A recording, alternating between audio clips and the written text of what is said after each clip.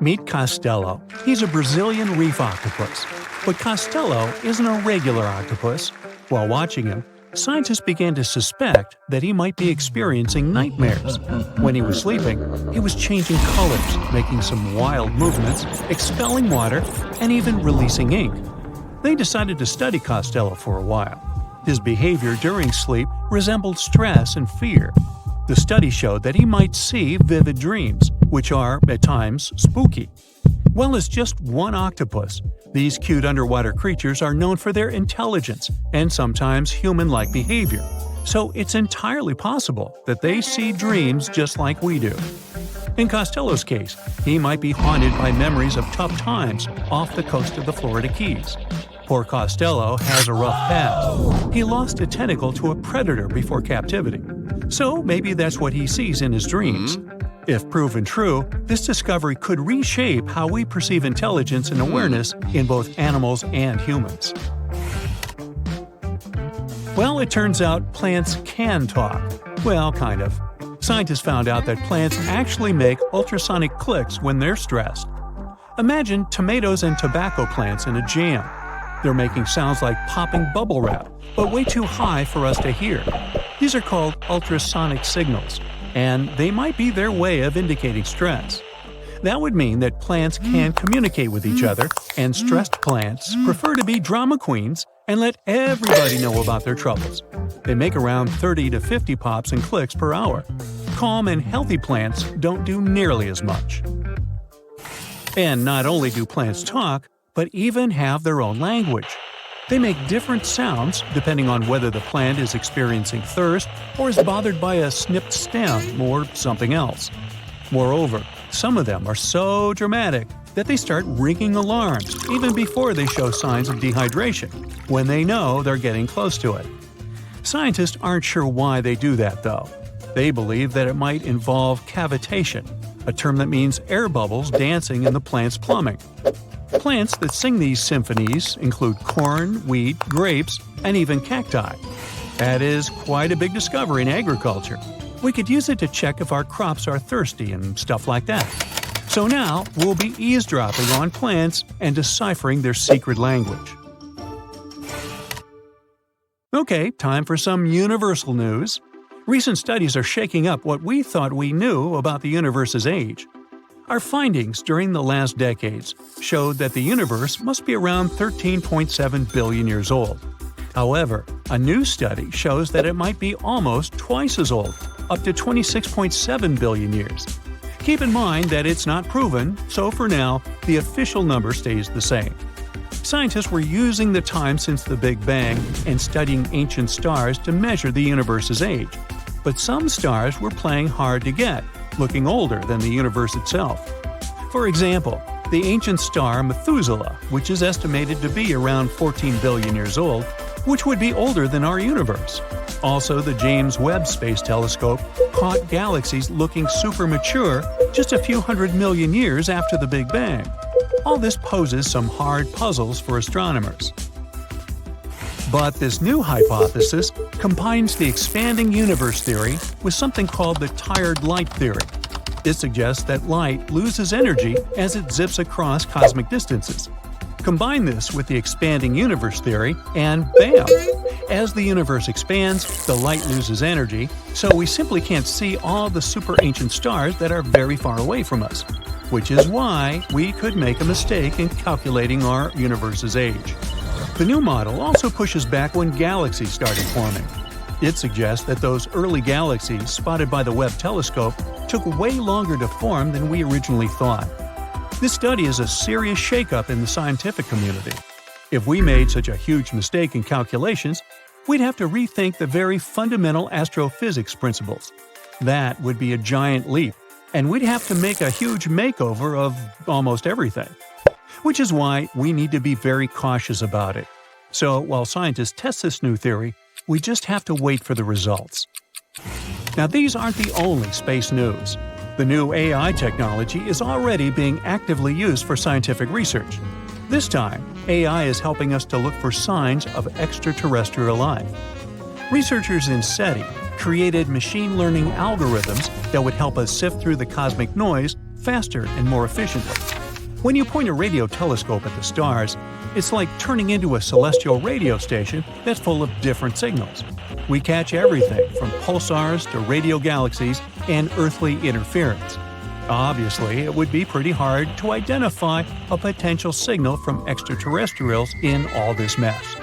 For over 60 years, scientists had to do all this manually. It was a daunting task to scan the skies and explore countless stars and radio frequencies. But now, AI came to help. The algorithms are trained to recognize and distinguish known interference patterns, like those from mobile phones and electronic devices, amidst the cosmic data. They spot anything deviating from known patterns, the potential needle in the haystack. And we've already had some breakthroughs here. The astronomers caught 8 signals that didn't fit known patterns. While not confirmed as extraterrestrial life, they show that there's a great potential for future research. Going back to animals, this time we're visiting prehistoric Earth. Imagine turtles so massive they make today's turtles look like tiny toys. Recently, scientists stumbled upon the fossilized remains of one of these giants. It's a sea-dwelling titan that cruised the European waters about 80 to 70 million years ago. The discovery was accidental. A hiker in northern Spain stumbled upon fragments of this creature near the Pyrenees Mountains. This turtle was roughly the size of a rhino, around 30 feet in length. Just to give you an idea, this creature would be about the size of an average car. It shows that extreme sizes were more common before an extinction event. The turtles we know now, of smaller, still substantial sizes, dominated afterward. But the ancient oceans were filled with giant turtles munching on mollusks and jellyfish. This discovery also challenges the idea that gigantic turtles were exclusive to North America. The existence of this turtle proves that these colossal reptiles were hanging out in European waters too. So this might be just the tip of an iceberg, and you'll want to steer around that one too. And finally, NASA's James Webb Space Telescope has made a great discovery. It detected a crucial carbon compound in space. It's called methyl cation, and this tiny molecule, even if it might seem insignificant, could help us unlock the secrets of interstellar organic chemistry. Carbon is incredibly important. Carbon molecules are building blocks that construct everything from stars to planets to, well, us. It's the key ingredient for life, and scientists are eager to understand how it shaped our existence on Earth, and if it could do the same elsewhere in the universe. And methylcation plays a very important role in the creation of complex carbon-based molecules. That's why it's very cool that we discovered methylcation, even if it's very far away. NASA scientists found it in a young star system. This system is chilling about 1,350 light-years away from us, in the Orion Nebula. The star in this system, which is smaller and a bit weaker than our Sun, is bombarded by intense ultraviolet light from nearby hot, young, massive stars. You'd think such strong UV radiation would destroy complex organic molecules. But the research team believes that it might actually kickstart the formation of these carbon compounds.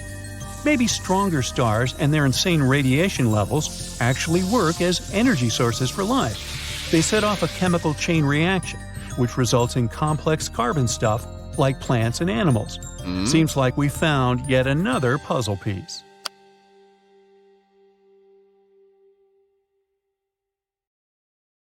Scientists have finally solved the Loch Ness Monster mystery. Here's the spoiler, you ready? It's not a real monster. It's probably a dinosaur that survived through the ages, or just a bunch of debris floating on the water. Thanks to many findings on the Loch Ness creature, we have proof of another story to tell you. It was 1933 when a man named George Spicer and his wife were driving along the shores of Loch Ness. That's when they saw something massive with a long neck moving across the road. It looked like a creature straight out of the prehistoric era, a dinosaur-like beast unlike anything they'd ever seen. That was the moment that Loch Ness monster theories started spreading around like wildfire. One of the most famous Loch Ness monster sightings came just a year later, in 1934, when a man took a photograph that became the most well-known image of Nessie. That's the nickname she was given. She? Anyways, the photo, known as the surgeon's photograph, showed a long-necked creature rising out of the water, and for years it convinced people that the monster was real. But years later, the truth came out. One of the men who helped take the photo confessed it was all a hoax. The photo had been staged after all. When the photo was published, it had been significantly cropped. This made the animal in the picture look much bigger than in real life, fueling the theories that the Loch Ness Monster did in fact exist. In the 1960s, one of the first big scientific attempts to investigate the mystery of the Loch Ness Monster happened. A research team took sonar equipment to the lake and spent hours scanning the waters in search of evidence of large creatures. What they found was puzzling. They recorded several objects moving deep in the loch, or lake, with no clear explanation as to what it was. Though the team didn't manage to capture anything definitive, this sighting helped fuel the belief that there was indeed something massive living in Loch Ness. After that, research about the mystery of the Loch Ness Monster kept popping up. In 1972, with the help of underwater photography, some researchers managed to capture strange images, which got people's hopes up for a minute. But the truth is, this early research about the Loch Ness Monster was far from conclusive. Now, of course, not everyone bought into the mystical, magical theories about the Loch Ness Monster. Theory 1, from a professor of zoology at Oxford University, has made it clear that the monster is a biological impossibility. Hey, my pediatrician said that about me, too. Meanwhile, he says that no skeletal remains have ever been found in the region. Plus, no fishermen have ever caught anything resembling the creature in their fishing nets. For him, this works as proof that it simply can't be real. When it comes to the famous photos of the Loch Ness Monster as evidence, well, that's pretty simple. The professor offers a more down-to-earth explanation. He argues that these images are either showing floating debris or birds, like cormorants, which have long necks and often appear to be low in the water. When people refute his suggestion, he takes us back to human psychology and explains that people often make mistakes and misjudge the size of things, especially when they just caught a glimpse of it, and even more so when they are hoping to see something specific.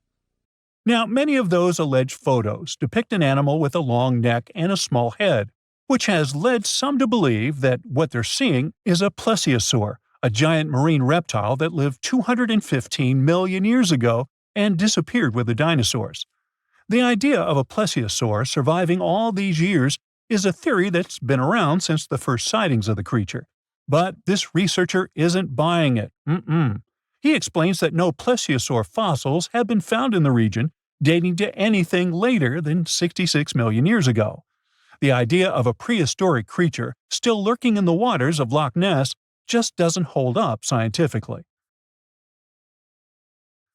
Then there's theory number 2, from a British naturalist who has spent over 50 years investigating the Loch Ness Monster phenomenon. His conclusion is a little less dramatic. He believes that most people who report sightings of long-necked creatures are misidentifying other animals. He suggests people think they are seeing a sea serpent.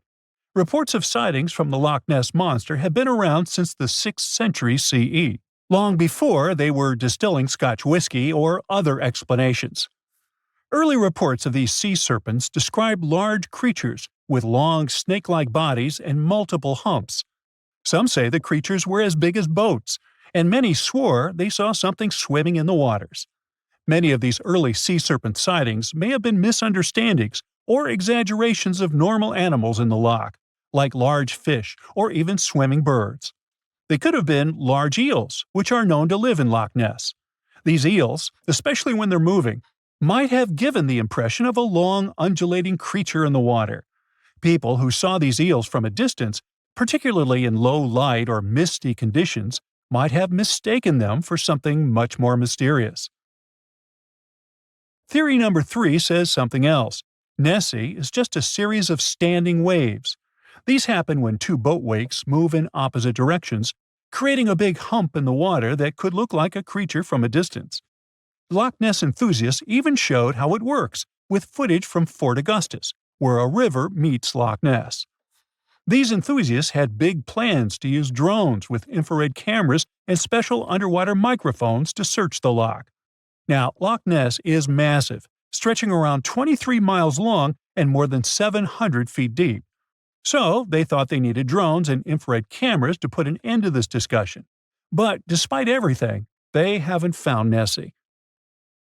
But it's not only the Loch Ness Monster that lacks scientific explanation. There have also been scores of sightings of Yetis and Sasquatches that no one can really explain. Folks have made movies, dreaming of finding the truth about these creatures. But, according to recent research and evidence, it looks unlikely that we'll ever find definitive evidence of their existence. Science says they can explain Sasquatch sightings, and this is how.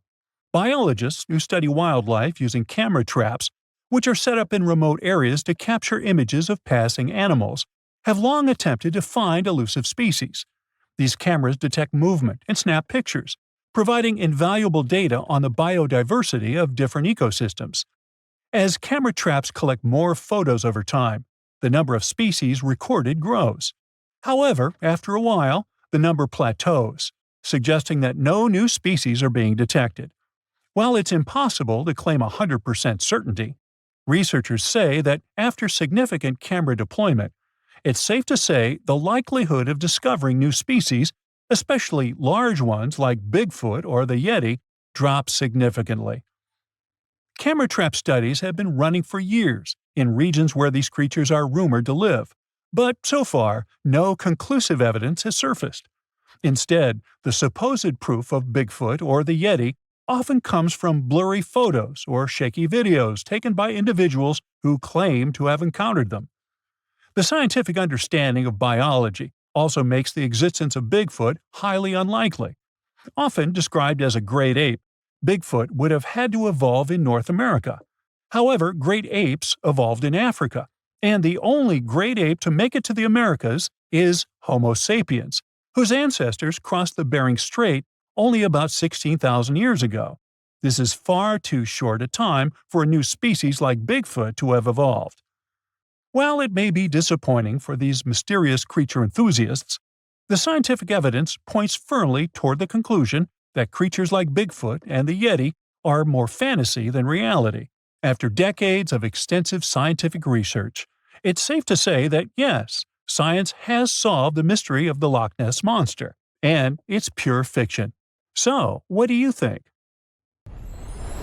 Miles and miles of yellow sand, treeless mountain ridges, and scorching hot sun over your head. And suddenly, something you'd never expect to come across in a barren desert. A small group of overexcited people. They're as happy as you would be if you'd won a lottery. They've just found an ancient tomb, once flooded with its walls in bad shape. But the stuff they discovered inside proves that this is the burial site of one of Egypt's most mysterious pharaohs. Historians have been hunting for his tomb for years, but no one expected it to hide ancient treasures. Fast forward. After careful examination of the site, Egyptian officials have announced the discovery of the tomb of King Thutmose II. It's the last missing tomb from Egypt's 18th dynasty, and this is also the first royal tomb found since King Tutankhamun's was discovered in 1922, in more than 100 years. A team of Egyptian and British archaeologists found the tomb in the Theban Mountains area, west of Luxor, near the famous Valley of the Kings. Before this, the site was only known as Tomb C4, but during their excavation, the team found clear evidence proving it belonged to King Thutmose II. Archaeologists actually found the entrance and main tunnel leading to the tomb in 2022. But at first, they thought it belonged to a queen because it was near the graves of Thutmose III's wives. It was also close to Queen Hatshepsut's tomb. Originally, it was prepared for her when she was just a royal wife. But everything changed when she became pharaoh. But we'll talk about this twist of fate a little later. But soon they realized that their discovery was much more significant. They found alabaster jars with Thutmose II's name and the words "deceased king" written on them. That's when they realized that the tomb was actually his final resting place. Sadly, Thutmose II's tomb has seen better days. According to the head of Egypt's antiquities sector and the leader of the Egyptian excavation team, The tomb suffered major damage from ancient floods not long after the pharaoh's death. Water swept through the burial chamber, likely destroying or displacing many of the original artifacts. Much of what had been once inside the tomb was moved elsewhere in an attempt to salvage it. The researchers found out that the tomb had a basic design, with an entrance, a sloping main corridor, and a burial chamber. The corridor was coated in white plaster and rose about 4.5 feet above the floor of the burial chamber. A large staircase and a very large descending corridor of the tomb indicated its grandeur. It took the team a long time to navigate through, though, as the tomb was blocked by flood debris and collapsed ceilings. Only after crawling through a 32-foot passageway with a small 16-inch gap at the top, the worst nightmare for those of us with claustrophobia, were they able to reach the burial chamber. There, they were in for another surprise. They cleared the debris, expecting to find the crushed remains of a burial beneath. But the tomb turned out to be completely empty, and it was not due to robbery. It had been deliberately emptied. The researchers soon realized that the tomb had been flooded since it had been built underneath a waterfall.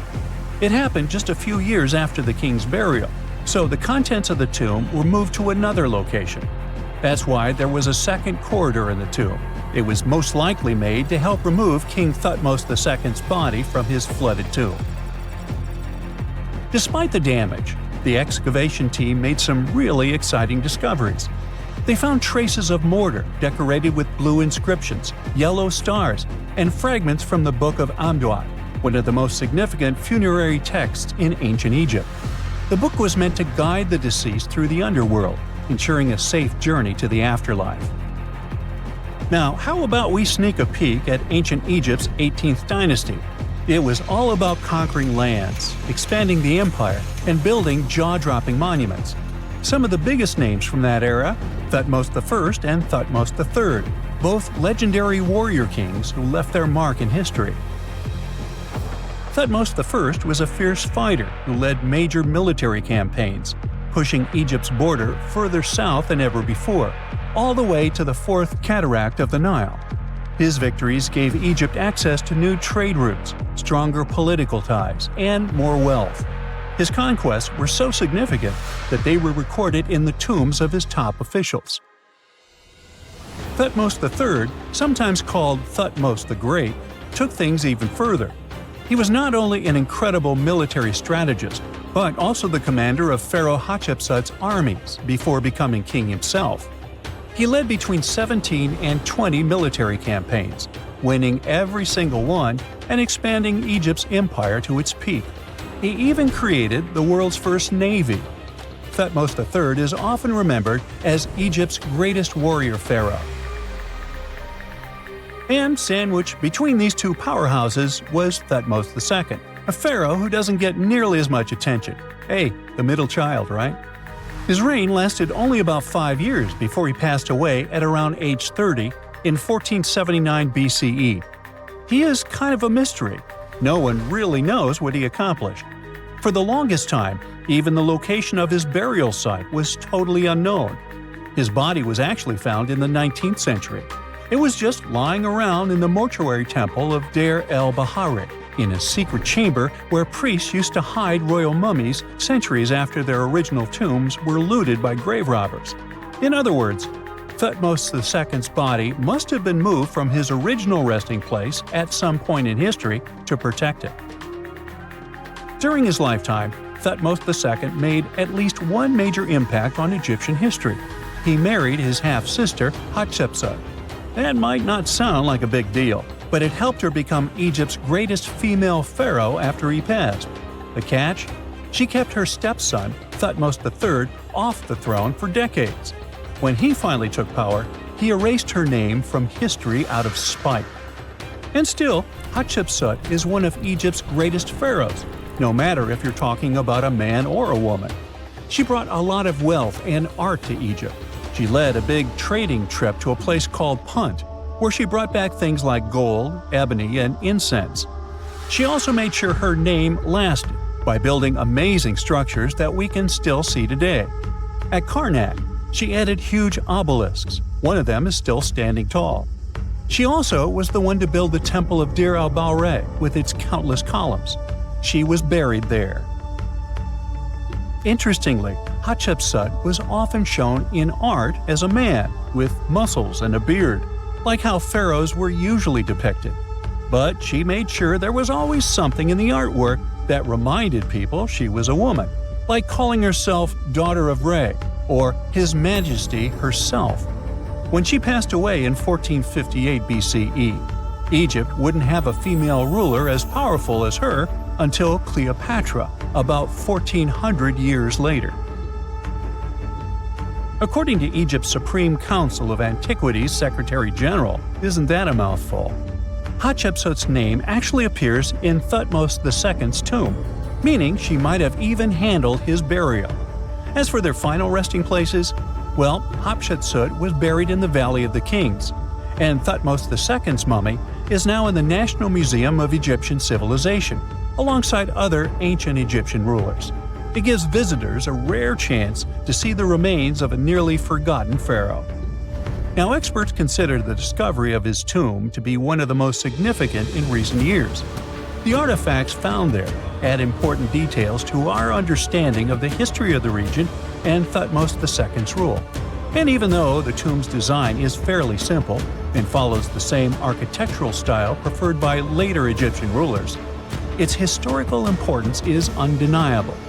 In any case, the mission isn't over yet. Archaeologists are now focusing on solving another mystery. Where did the rest of the tomb's contents end up? The team is determined to continue their search. Who knows what other secrets they will uncover that have remained hidden beneath the sands for thousands of years. This is not a dune set. This is a very real desert in Niger. Djado was probably built by the nomadic Sao people and is filled with ksars, which are fortified houses made of salt and clay, with giant walls and secret passages. Located deep in the desert, it was once a vital stop for trans-Saharan caravans, but is now a hotspot for smugglers and bandits. The site has been off-limits since 2002 due to its dangers.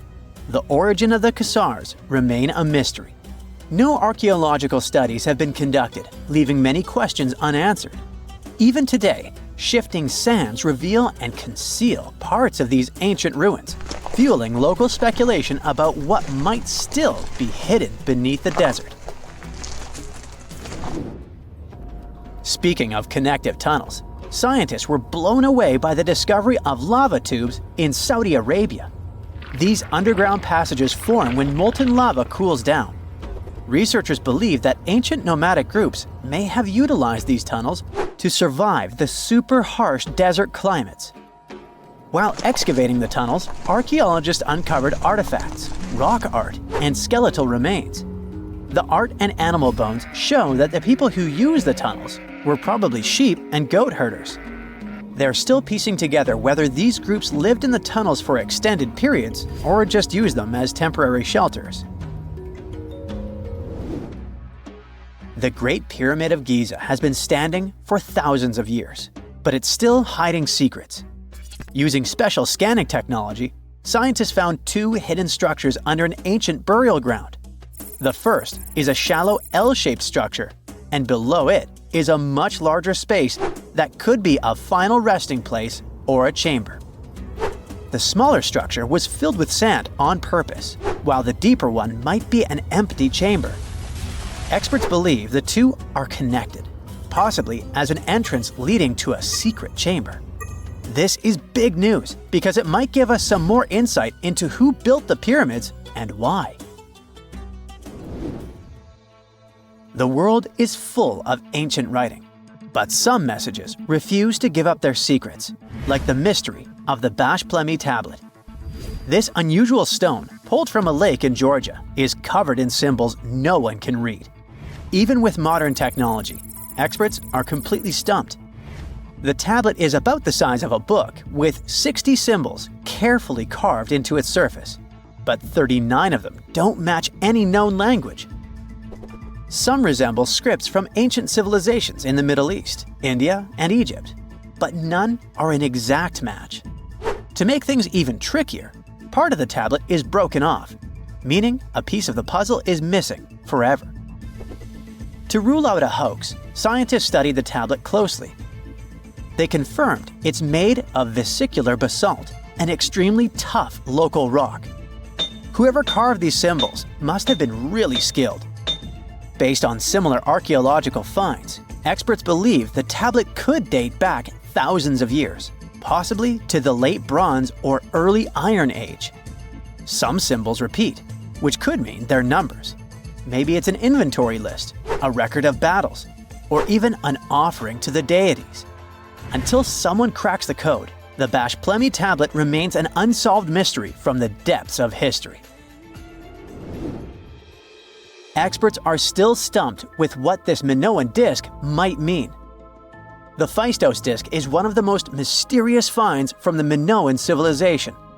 This 6-inch clay object, discovered in 1908, has strange spiral markings that no one has fully decoded yet. The disc has 241 symbols on both sides, showing everything from people and animals to tools and plants. Experts have come up with many theories about what the symbols mean. Some think it's an early form of Greek. Others suggest it's a prayer or a hymn.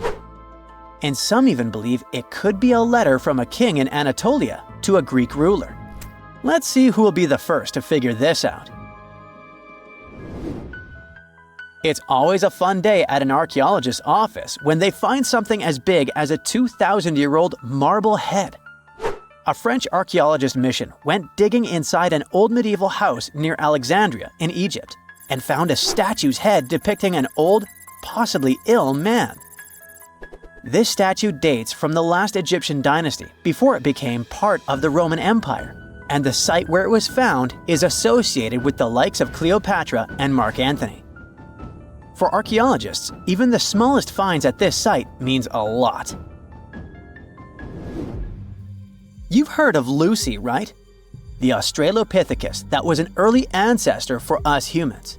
Well, scientists found some of her species' footprints somewhere in Tanzania. The so-called Laetoli footprints are over 3 million years old.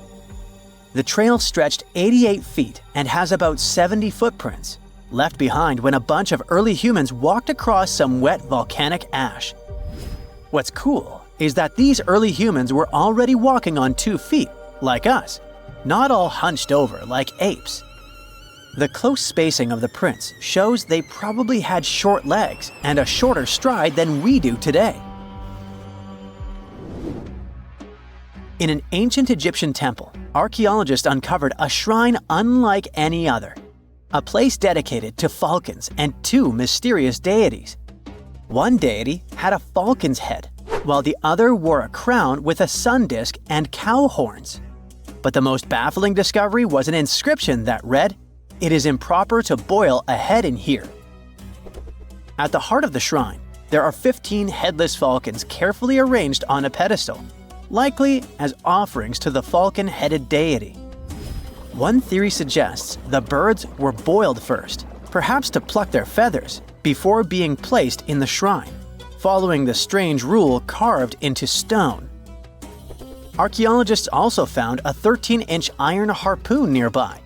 Its true purpose remains unknown, although the shrine also held remains of fish, mammals, and bird eggs, suggesting that the rituals may have included feasting. And speaking of ancient Egypt, meet Hathor. Scientists named her after the ancient Egyptian deity of motherhood, music, and singing. This wooden statue, housed at the Metropolitan Museum of Art, was thought to be just a beautiful artifact, until a surprising secret was uncovered. Using an X-ray machine, experts found a mechanical operating system inside it, with pulleys and axles connecting her shoulder to her left leg. When activated, the system made her hand raise and lower, an engineering marvel from over 3,000 years ago. The statue was created during Egypt's Middle Kingdom, around 1800 BCE, and is often compared to 19th century automata due to its advanced design. It's believed the statue was used in religious ceremonies, symbolizing Hathor's role in dance and music. An unexpected discovery happened in northern Kuwait, where a Kuwaiti-Polish team uncovered a mysterious 7,500-year-old statue. The statue features an elongated skull, no mouth, narrow eyes, and a flattened nose. This feature is thought to be an Ophidian figurine, named after the Greek word for snake, and it was likely made by the Ubaid culture, a civilization known for their pottery skills. While no one knows exactly what role this weird statue played, it might have been linked to rituals or symbolic practices. Some scientists think these figurines, found in homes or final resting places, were tied to important cultural beliefs. We couldn't mention unresolved mysteries of this world without speaking about these elongated skulls. In the deserts of Peru, researchers uncovered 5 ancient skeletons, 2 with unnaturally elongated skulls. While head shaping was common in many cultures, these skulls defy explanation. Local legends tell tales of the so-called gentiles, a mysterious race banished underground by the powerful deities. Some say this is what the skulls represent. Others think this is some type of genetic anomaly, which was confirmed after finding an infant skull, too large to be artificially shaped. It's like archaeology woke up recently and decided to spice up the news with its history-changing discoveries. From unearthing dinosaur fossils in peaceful Iowa to translating bad news from ancient Babylonian texts, history is revealing its secrets like never before. When Mount Vesuvius erupted in 79 CE, it froze the town in time. Some of the most famous discoveries were heartbreaking, like a mother wearing a golden bracelet, holding her child, or 2 sisters hugging in fear. At least that's what scientists thought. In 2024, advanced DNA tests shattered these long-held beliefs. The mother from the House of the Golden Bracelet was actually a man wearing a fancy 30-carat bracelet, and the child wasn't even related to him. As for the 2 sisters, DNA revealed one was actually a man, while the other remains a mystery. Some speculate they were lovers, but the truth is still buried in time. Speaking of rewriting history, another shocking revelation comes from ancient Babylon. Recently, archaeologists translated 4,000-year-old texts that turned out to be heralds of terrible news. These specific texts that were translated are believed to be from Sippar, a city near the Euphrates River in modern Iraq. They talked about lunar eclipses, which is when the Earth's shadow blocks the moon, and for ancient Babylonians, these were warnings. Eclipses could mean everything from floods and famines to chaos in the kingdom. But here's the interesting twist. Babylonians also came up with clever ways to cancel these bad omens, like calling in priests to perform rituals, or consulting oracles for advice. These ancient astrologers took their job seriously, since it wasn't just about stargazing. It was about keeping the kingdom safe. Augustus was the first Roman emperor, so we can say he was a big deal. Archaeologists have already found ruins of the villas where he partied, but now they think they've found his final resting place. In a place near Naples, they've found an old structure buried under a villa. They found the equivalent of a modern heating system, something that was probably used to draw warm baths. They also found shelves filled with ancient jars, suggesting the site later became a temple. They're still not sure this was Augustus's last home, but if confirmed, this would be a big deal for world history. While ancient Rome is surprising us, the famous Nazca lines in Peru are also revealing hidden details. These massive geoglyphs, created thousands of years ago, have only been partially studied until now. Scientists trained artificial intelligence to help them scan 243 miles of terrain. With AI's help, they identified over 300 new motifs, including llamas, stick figure people, and strange heads. The algorithm, originally developed to decode charred scrolls from Mount Vesuvius, has doubled the number of known glyphs. The past is getting a serious digital upgrade. Meanwhile, in Bulgaria, archaeologists made a surprising discovery in a place few would expect: a sewer. In 2024, researchers unearthed a nearly intact 6.8-foot-tall marble statue of Hermes, the Greek god of travelers and trade, hidden beneath layers of soil. Experts believe it was placed there for safekeeping after an earthquake in 383 CE damaged the city's infrastructure. At that time, paganism was declining and Christianity was rising as the Roman Empire's official religion. Many pagan idols were being destroyed, but it seems some locals secretly preserved their deities by hiding them underground. Searching the bottom of the River Thames is probably worse than looking under your bed. The riverbed collects all kinds of discarded treasures, including a legendary typeface. In the early 1900s, two men created the Dove's typeface for printing books, but after a bitter falling out, one of them threw every single metal letter into the river. A century later, in 2014, a designer trying to revive the typeface began searching for the lost letters. In just 20 minutes, he started finding them. With the help of divers, more were uncovered, and today, some of the lost letters are on display in a museum. Not much goes on in Iowa, which is why finding a huge 13,000-year-old mastodon skeleton made headlines. In 2022, a researcher received a photo of a massive femur believed to belong to a prehistoric animal. It took 2 years to secure funding for excavation, but in 2024, archaeologists finally dug in. After 12 days of work, they uncovered a well-preserved mastodon skull, the first ever found in a Midwestern state. This discovery would make Indiana Jones jealous, especially since it happened in Petra, the ancient Jordanian city featured in one of the movies. Archaeologists uncovered a 2,000-year-old chamber beneath Petra's treasury, containing at least 12 skeletons, along with iron and bronze artifacts. The chamber, built by the Nabateans, sheds new light on their afterlife practices, which remain largely mysterious. One of the most intriguing finds was a ceramic chalice clutched by one of the skeletons. Back in Peru, archaeologists made a groundbreaking discovery that turned Peruvian history upside down: a female ruler.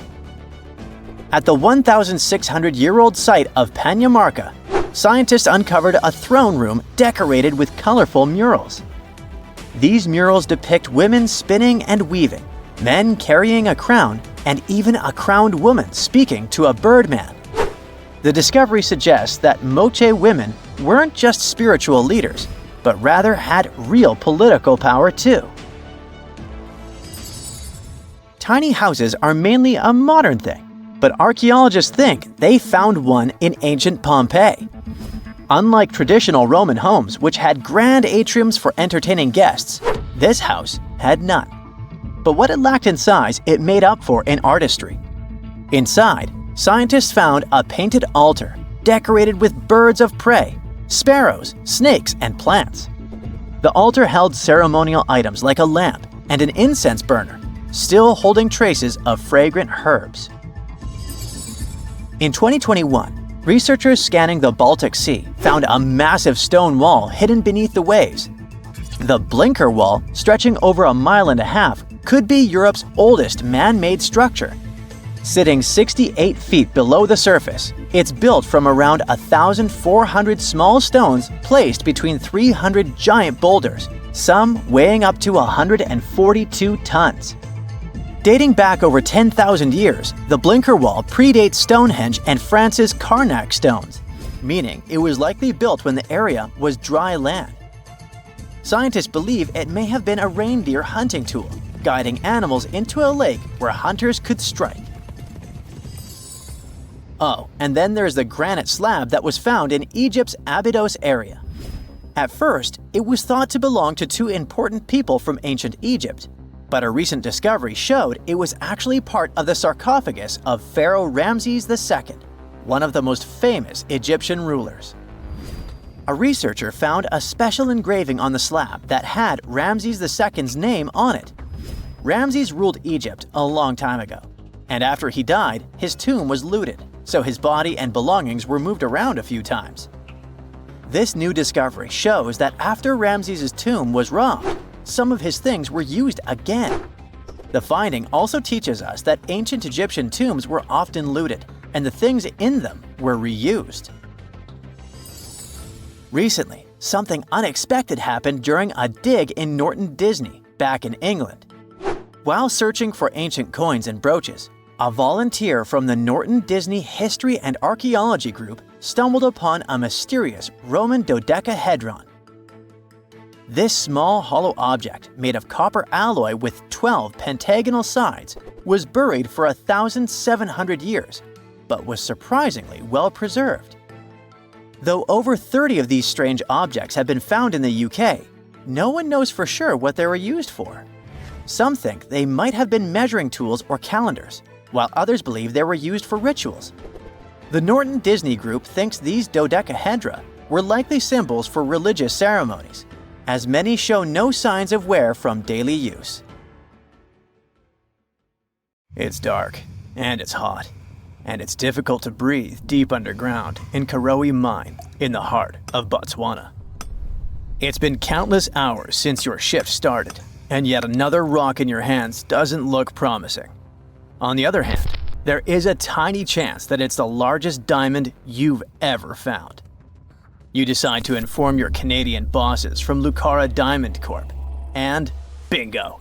The stone you found turns out to be a breathtaking 2,492 carat diamond, the second largest ever found. Now, the average engagement ring size is 1.7 carats. It means that just this diamond could be enough to supply rings for more than 1,465 brides. You can compare the size of the previous stone with the size of a fist. And the weight of this priceless giant is over a pound. Its value hasn't been determined yet, but how about we speculate a bit? So, another diamond from the same mine, called the Constellation, was sold for $63 million in 2016. And that was only 813 carats, less than a third of this new one's size. The only other discovered diamond that's larger is the famous Cullinan diamond. It was discovered in South Africa back in 1905 and weighed 3,106 carats. Now, calculate how many engagement rings we could make out of it and write the number down in the comments. Sadly, it was later cut into several smaller diamonds, and some of those pieces are now part of the British crown jewels. Interestingly, once there was an even larger diamond-like stone, a black diamond called Carbonado. It was found above ground in Brazil in the late 1800s. The coolest thing about it is that it may have come from a meteorite. The Sergio Carbonado, which is the stone's name, was broken into smaller pieces. They wanted to use it in industrial drill bits because it's one of the toughest materials on Earth.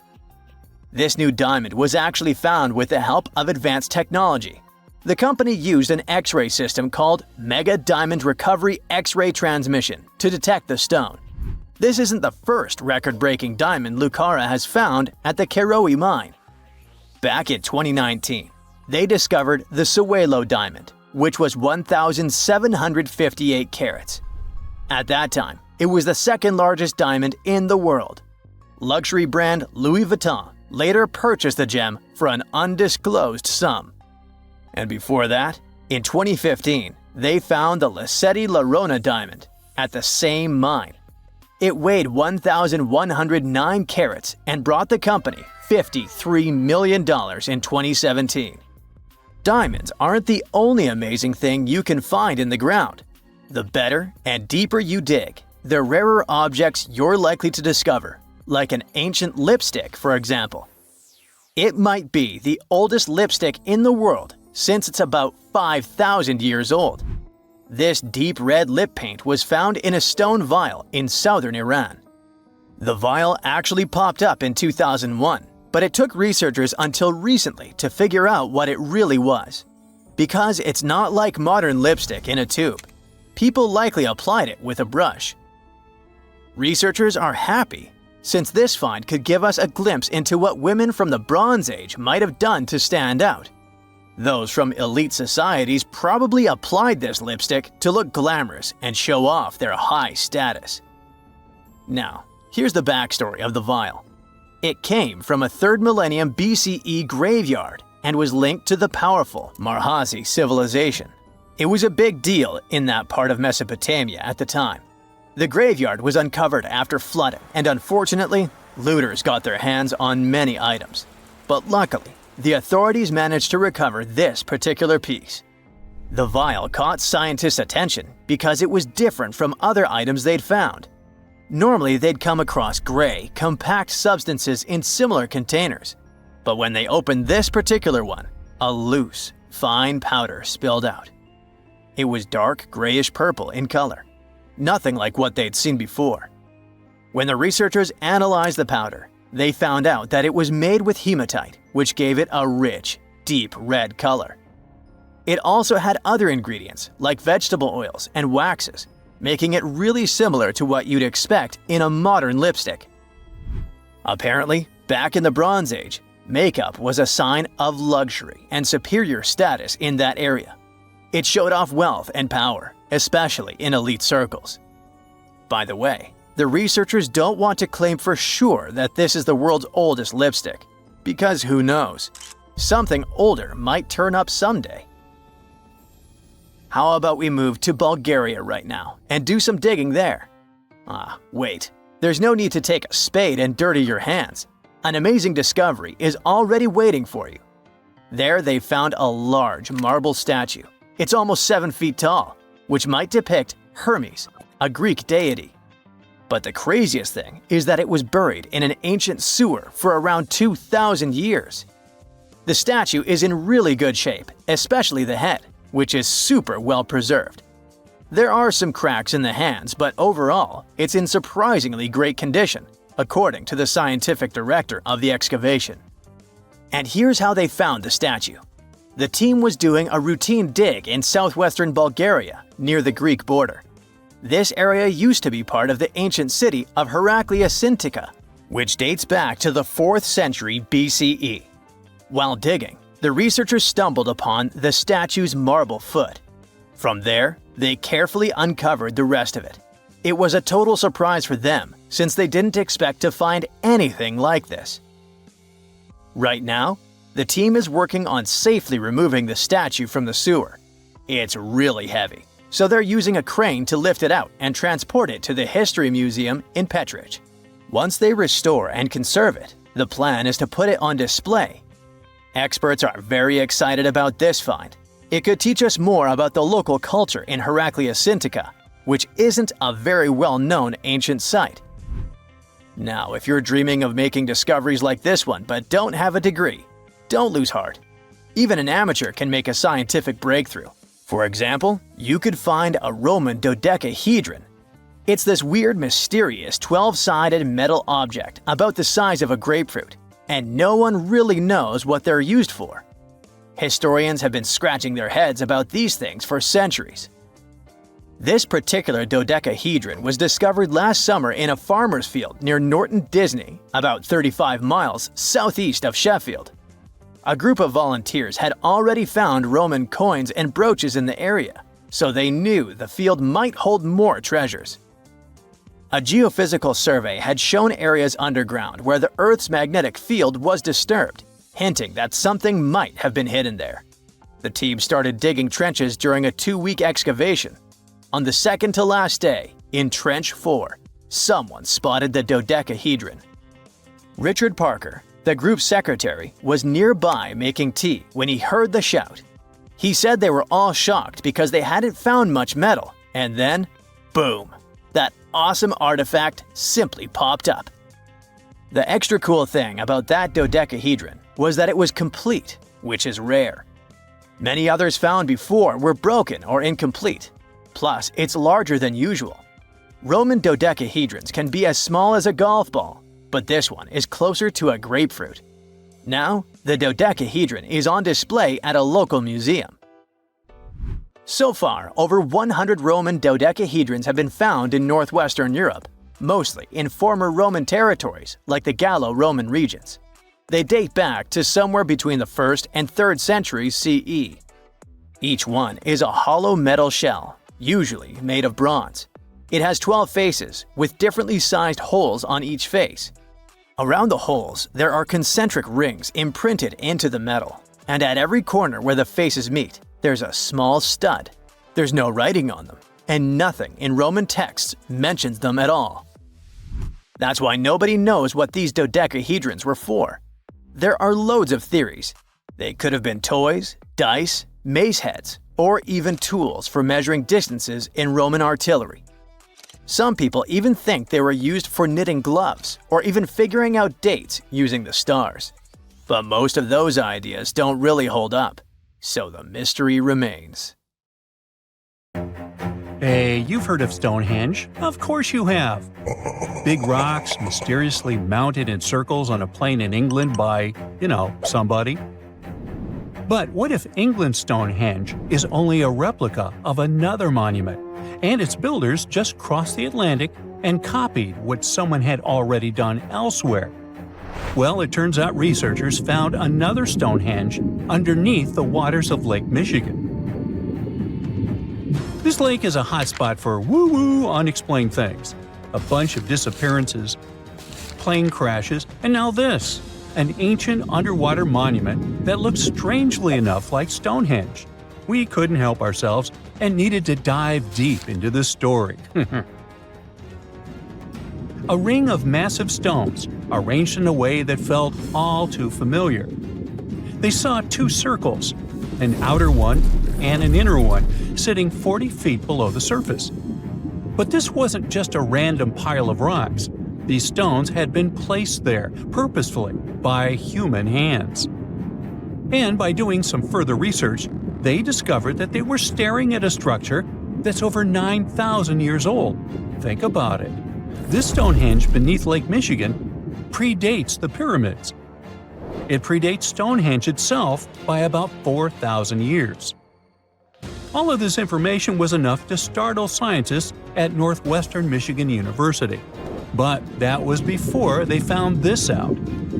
One of the stones had a carving, a faint but clear petroglyph of a mastodon.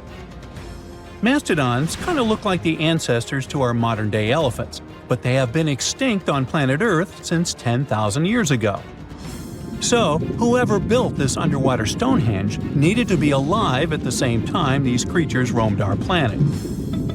This discovery raised many questions among scientists. I mean, why on earth would they go through all this trouble to lay rocks at the bottom of a lake? Well, first things first. Scientists believe that Lake Michigan had much less water back then than it does now. Second, it could have something to do with ancestral practices of First Nation people. There's one theory from a professor of the University of Michigan. He suggested that the stones formed a kind of prehistoric hunting trap. He believes that early hunters used the circular formation as a drive lane to herd large animals like the mastodons from the rock carvings we were just talking about. Once they got these huge animals into a tighter circle, they could be more easily hunted. But not everyone's convinced by this theory. Some believe the circle probably had a deeper spiritual purpose. According to local Native American tribes, like the Anishinaabe, stones are more than just rocks. They're living beings. They hold spiritual energy and represent a connection to the earth and all living creatures. An elder from the Anishinaabe community even suggested that these stones are sacred, placed there by their ancestors to honor the land and its creatures. Scientists are trying to study the stone formation in depth, like about 40 feet. But that's the problem, actually. The fact that it's underwater makes it super difficult, since they don't have the best technology. Traditional archaeological tools don't work as well when everything is submerged, but promising new technologies like stereophotogrammetry, which literally means making 3D models of a site, are helping scientists study the stone circle more closely. Still, research is slow and expensive, so it's hard to know when this mystery will come to a close. As we said, Lake Michigan is a hot spot for unexplained phenomenon. Its lakebed is filled with shipwrecks, such as the Thomas Hume, a sturdy American schooner. It also collects debris from airplanes that have suddenly gone missing while flying the area, such as Northwest Airlines Flight 2501 that disappeared in the 1950s. Some people even call the area the Lake Michigan Triangle, suggesting paranormal activities like what happens in the Bermuda Triangle might be going on. The lake spans over 22,000 square miles, which means it's almost two-thirds the size of the country of Ireland. In 2024, scientists were able to access another one of Lake Michigan's mysteries, the wreck of the Margaret A. Muir schooner. This 130-foot-long sailing ship sank over 130 years ago. The discovery was announced just recently by the Wisconsin Underwater Archaeological Association, the WUAA, whose team found the shipwreck sitting 50 feet below the surface just off the shores of Algoma, Wisconsin. Built in 1872, the Margaret A. Muir was a three-masted schooner built to carry heavy cargo across the Great Lakes. Her final voyage started out as a routine trip.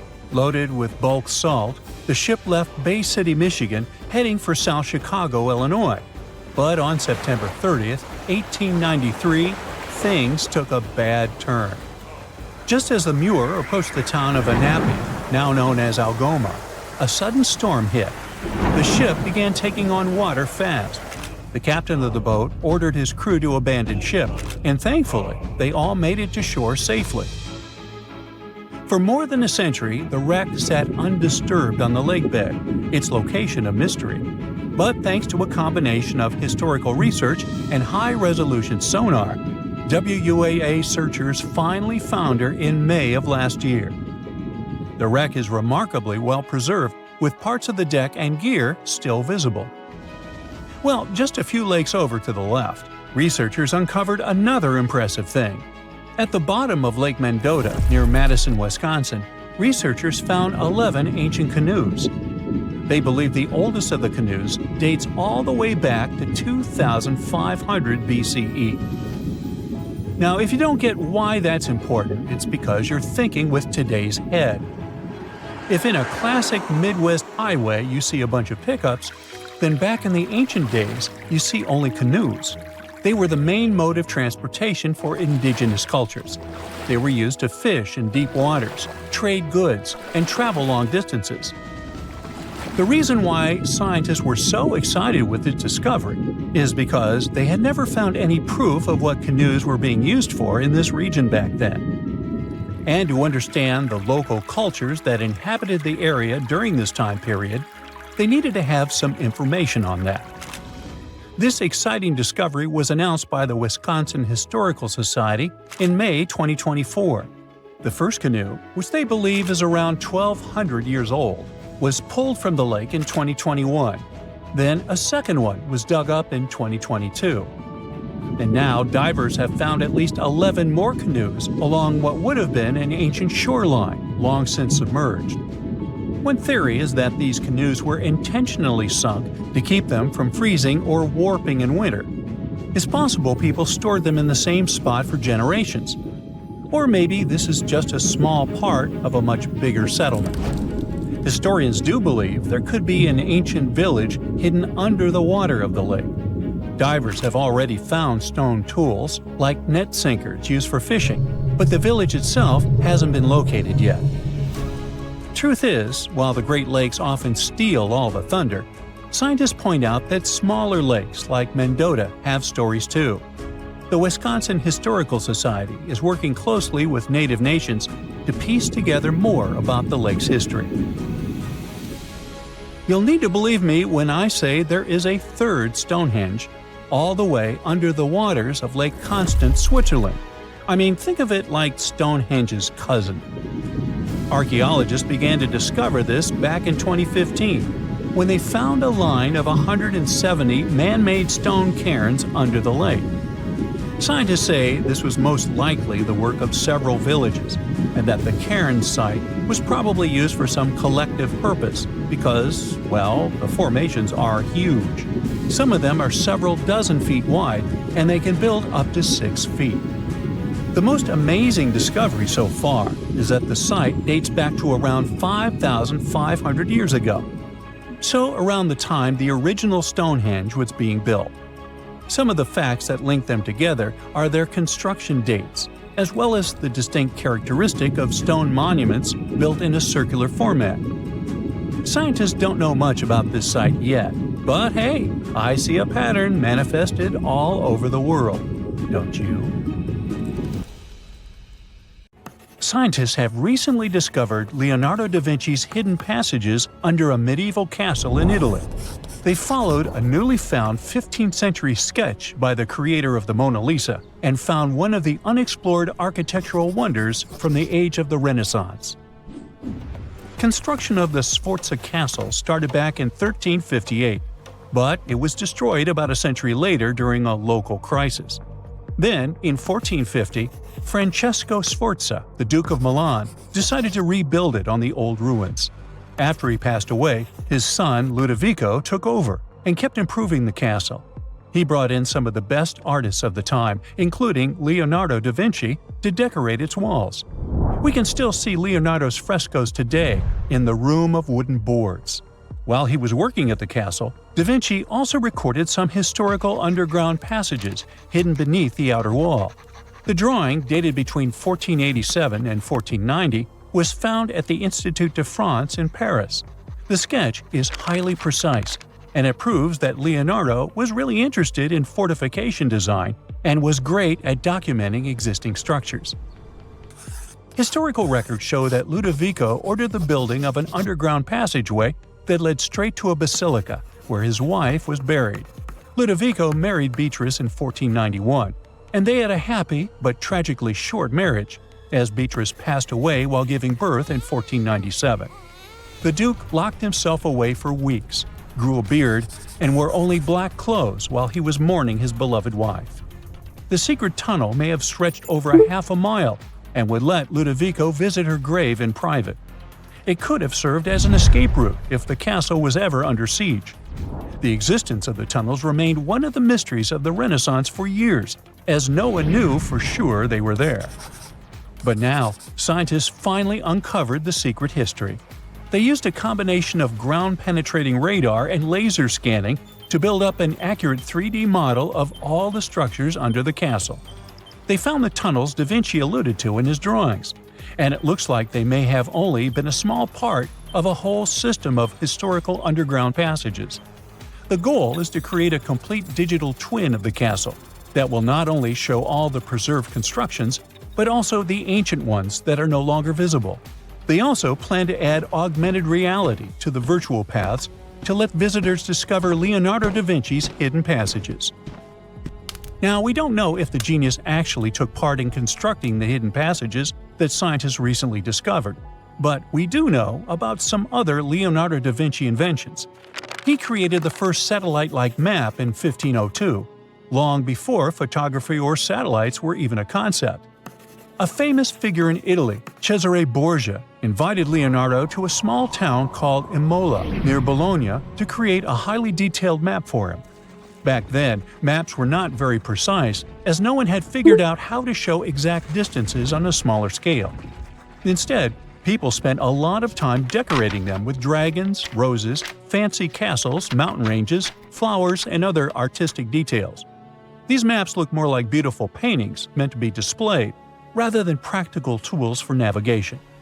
But Cesare Borgia wanted something truly functional, and Leonardo managed to create something revolutionary in the field of cartography.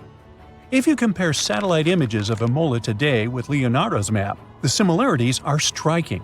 He captured every alley, curve of the streets, roadways, and even the exact sizes of the buildings. And he did it all by hand, using just a pencil, ruler, compass, and several of his own clever inventions. To gather all the necessary data, the genius walked through the streets for weeks using a large wheel that spun as he moved, recording the distance with a cable. Using the magnetic compass, he determined precise directions. He also developed a tool called the bussola, which measured angles inside a circle. With this, he could track the exact turns of each street and the size of the intersections. He figured out the distances between houses and major roads. Then, back at home, he used his notes and calculations to draw the map to scale with incredible precision. In his work, Da Vinci also used a technique developed by Florentine humanist Leon Battista Alberti. He created a mapping method where you could place an entire city inside a circle using polar coordinates. At the center of the city, 8 straight lines met, representing the main directions of a compass. Leonardo used this system to divide the town into 8 sections. He didn't overlook even the smallest buildings, which made his map one of the most advanced of its time. The Italian genius had a big dream to build a machine that could let people fly. He studied how birds, bats, and kites move through the air and designed a special flying machine. He believed that if he could copy their movements, humans might be able to soar like them. Da Vinci's design looked a lot like a bat, with 2 large pointed wings that stretched over 33 feet wide. He planned to build the frame from lightweight pine wood and cover it with raw silk to make it strong but not too heavy. The person flying it would lie on their stomach on a wooden board in the center. To make the wings flap, the pilot had to pedal a crank with their feet, which was connected to a system of rods and pulleys. There was also a hand crank for extra power and even a headpiece to help steer. As the person moved their hands and feet, the wings would flap and twist, just like a bird's. But there was one big problem. Humans aren't strong enough to make the machine lift off the ground. Even though it might have worked once in the air, there was no way for a person to get it flying on their own. Leonardo probably realized this, but his amazing idea still inspired flying machines that came centuries later. Da Vinci was way ahead of his time with many of his inventions, but his idea for a humanoid robot was especially futuristic. He was working under the patronage of the Sforza family, the one that had those ancient tunnels of Italy built. The genius designed a mechanical knight that could move its arms, turn its neck, and even open and close its mouth. Da Vinci had good knowledge of anatomy and the mechanics of body movements that helped him. His unusual creation used an external system of cables. A hand crank set it in motion, and there was also an internal gear-driven mechanism.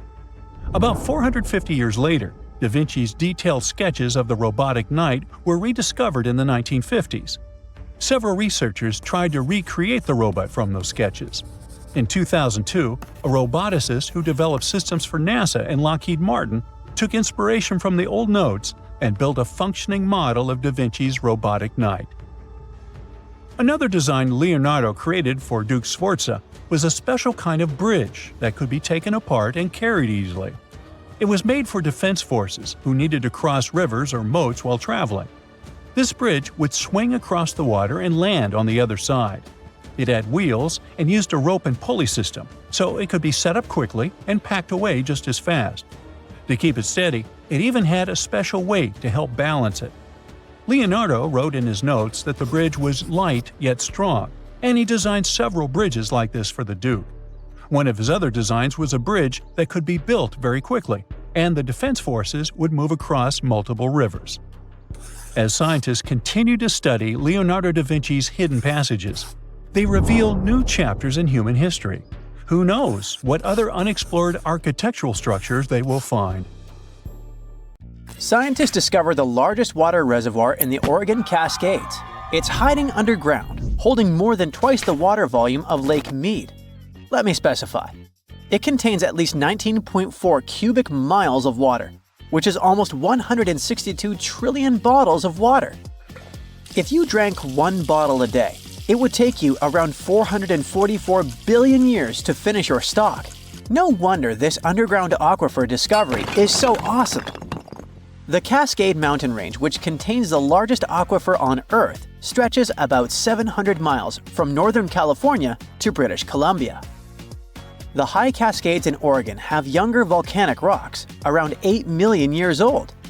The Western Cascades are much older, 45 million years. They boast deep canyons and valleys. Scientists study the transition zone between these two areas to understand how water moved through volcanic rock and how volcanic processes had evolved over time. In the process, researchers measured rock temperatures at different depths. That's when the underground aquifer discovery happened. Normally, deeper rocks should be hotter because it's closer to the Earth's interior. But to everyone's surprise, in several areas, the temperature stayed the same even at greater depths. Well, this was a strong clue that water was flowing through the rock and cooling it down. In other words, the Cascades function like a natural water tower, storing and slowly releasing water into rivers and streams. These geological water findings are important for two main reasons. First, it's our potential water source for the future. Such a massive amount of water stored underground could be an important resource. So far, we don't know how long it will remain in its current state and how resilient it's going to be to changes. So, we need more research to properly manage its use. Secondly, it affects volcanic activity.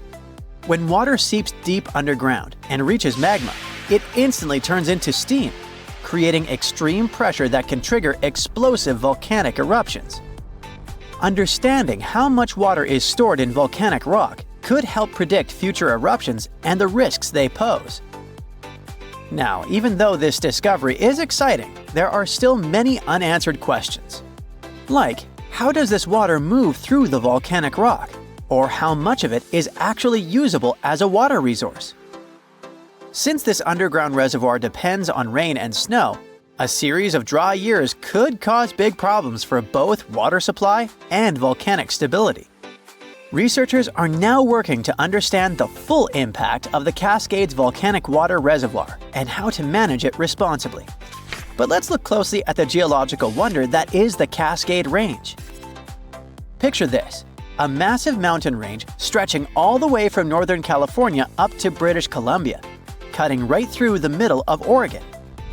That's the mountain range we're talking about. In Oregon alone, it's about 260 miles long and up to 90 miles wide, covering 17,000 square miles. Whoa, that's bigger than each of the 9 smallest US states. The coolest thing is that the Oregon part of this mountain range is basically built by volcanoes, and apparently contains at least one volcanic rock water storage. The range itself exists because of something called the Cascadia Subduction Zone, where the Juan de Fuca tectonic plate, a chunk of Earth's crust under the Pacific Ocean, is slowly getting shoved beneath North America. As it sinks, the intense heat and pressure force water out of the oceanic rock. It lowers the melting point of the surrounding mantle and creates magma. That magma rises up and fuels the Cascade volcanoes. This is part of the Ring of Fire, the giant belt of volcanoes circling the Pacific. So, in a way, the Cascades are part of a much bigger volcanic system that's constantly shifting and changing. The Oregon Cascades are actually made up of 2 completely different zones, the Western Cascades and the High Cascades, and they look nothing alike. The Western Cascades are the older part. They formed around 45 million years ago. These mountains are rugged and deeply carved up by rivers. Some canyons are as deep as 3,700 feet. This part of the range used to be volcanically active, but over time, erosion has taken over, reshaping the land. The High Cascades, on the other hand, are much younger and way less eroded. Around 8 million years ago, the volcanic activity shifted, and new eruptions filled in old canyons, smoothing out the landscape. Eruptions kept piling up fresh lava, and rivers in this region didn't have as much time to create deep valleys like they did in the Western Cascades. That's why if you look at the 2 regions side by side, one looks jagged and carved up, while the other looks smoother and more built up. Some of Oregon's most famous volcanoes are located in the High Cascades. I'm talking about Mount Hood, Mount Jefferson, the Three Sisters, and Crater Lake, which actually formed when Mount Mazama erupted and collapsed in on itself. Unlike smaller volcanoes that pop up, erupt for a bit, and disappear over a few months or years, these giant volcanic centers have been active for thousands of years. And because they've been around for so long, they have way more complex magma systems. They produce everything from basalt, which is a runny, fast-moving lava, to andesite, dacite, and rhyolite. and rhyolite is the type of magma that leads to huge explosive eruptions. So, while some of these volcanoes might just ooze lava, others have the potential for devastating blasts. Another amazing thing about these long-lived volcanoes is that their underground magma chambers stay hot for a really long time. That's why the Cascades are one of the best places to tap into geothermal energy. There's a ton of heat just sitting beneath the surface, waiting to be used. Oh, and don't forget about the Cascades volcanic water reservoir. Who knows how we will use it in the future? Now, we already know that the Cascades are part of the magnificent Ring of Fire, Earth's most explosive zone. Imagine a massive horseshoe-shaped belt wrapping around the Pacific Ocean, stretching for about 25,000 miles. It's one of the most geologically active areas on the planet. This is where Earth's tectonic plates are constantly shifting, colliding, and grinding against each other, creating some of the world's most powerful earthquakes, volcanic eruptions, and deep ocean trenches. The Ring of Fire follows the meeting points of multiple tectonic plates, and they all surround the giant Pacific Plate. These plates aren't just sitting still, they're always on the move, pushing against or sliding beneath each other at their boundaries, known as fault lines. When this happens, you get everything from deep-sea trenches to towering volcanoes and violent earthquakes. One of the most extreme examples of this activity is the Mariana Trench, located east of Guam. At 7 miles deep, it's the deepest ocean trench on Earth. It was formed by a process called subduction, where one tectonic plate is forced beneath another, sinking deep into the Earth's mantle. The Mariana Trench is one of the most mysterious places on Earth. It's insanely deep, with crushing pressure and total darkness. So for a long time, people thought nothing could live down there. But it turned out that life existed even at the very bottom. In 2005, scientists found a tiny single-celled organism in the Challenger Deep, the deepest part of the Mariana Trench. They also came across colorful rocky formations and weird sea cucumbers. The Mariana Trench also has hydrothermal vents, which are basically underwater hot springs. Even though the water there is super hot and acidic, strange creatures and microscopic life forms still manage to survive there. The Ring of Fire is also responsible for 90% of the world's earthquakes. Some of the most powerful quakes in history have happened here, including the 1960 Valdivia earthquake in Chile, the strongest ever recorded, which hit a mind-boggling 9.5 on the Richter scale. But it's not just about earthquakes. The Ring of Fire is also home to about 75% of the planet's volcanoes. Some of the most famous eruptions in history have come from this region, like the infamous Mount Tambora in Indonesia. In short, the Ring of Fire is one of the most dangerous places on Earth, but it's also incredibly fascinating. Who knows what else scientists might discover in that region, like they discovered the largest water reservoir in the Cascades. For more than 3,000 years, the gold mask of Pharaoh Tutankhamun stayed hidden in the Valley of the Kings. This artifact, which stands about 21 inches tall, shows how skilled and artistic the ancient Egyptians were. But nobody expected that X-rays would reveal its biggest secret. King Tut was the last ruler of his family during the 18th dynasty. He took the throne at just 9 years old, but ruled for only 10 years before he passed away unexpectedly. If we're being honest, back in ancient Egypt, he was mostly forgotten by the rulers who came after him. His tomb wasn't a big deal for them, so much so that even the grave robbers forgot about him. It might sound a bit sad, but the truth is that it was actually great news for us. Since his tomb was practically forgotten, it ended up being perfectly preserved. While the other tombs in the Valley of the Kings were looted, his remained sealed and untouched. So, when it was discovered back in 1922, it had over 5,000 precious objects inside. That made Tutankhamun basically an instant celebrity and one of the best-known pharaohs nowadays. Among the treasures was the most stunning piece, his golden mask. This mask is said to be an exact image of the king's face, or at least it was supposed to be, but we'll get to that later. The The purpose of this accurate representation of his face was to make sure that his soul would recognize him in the afterlife and return to his mummified body. In ancient Egyptian beliefs, this would allow him to continue living in the afterlife. The details of the mask clearly looked incredibly difficult to create, but people didn't realize how complex it truly was until many years later. The first X-rays of the mask were taken in 1967. Back then, the main reason for these scans was practical – conservation. The mask was heading to Paris for an exhibition, and it was the first time it had ever left Paris.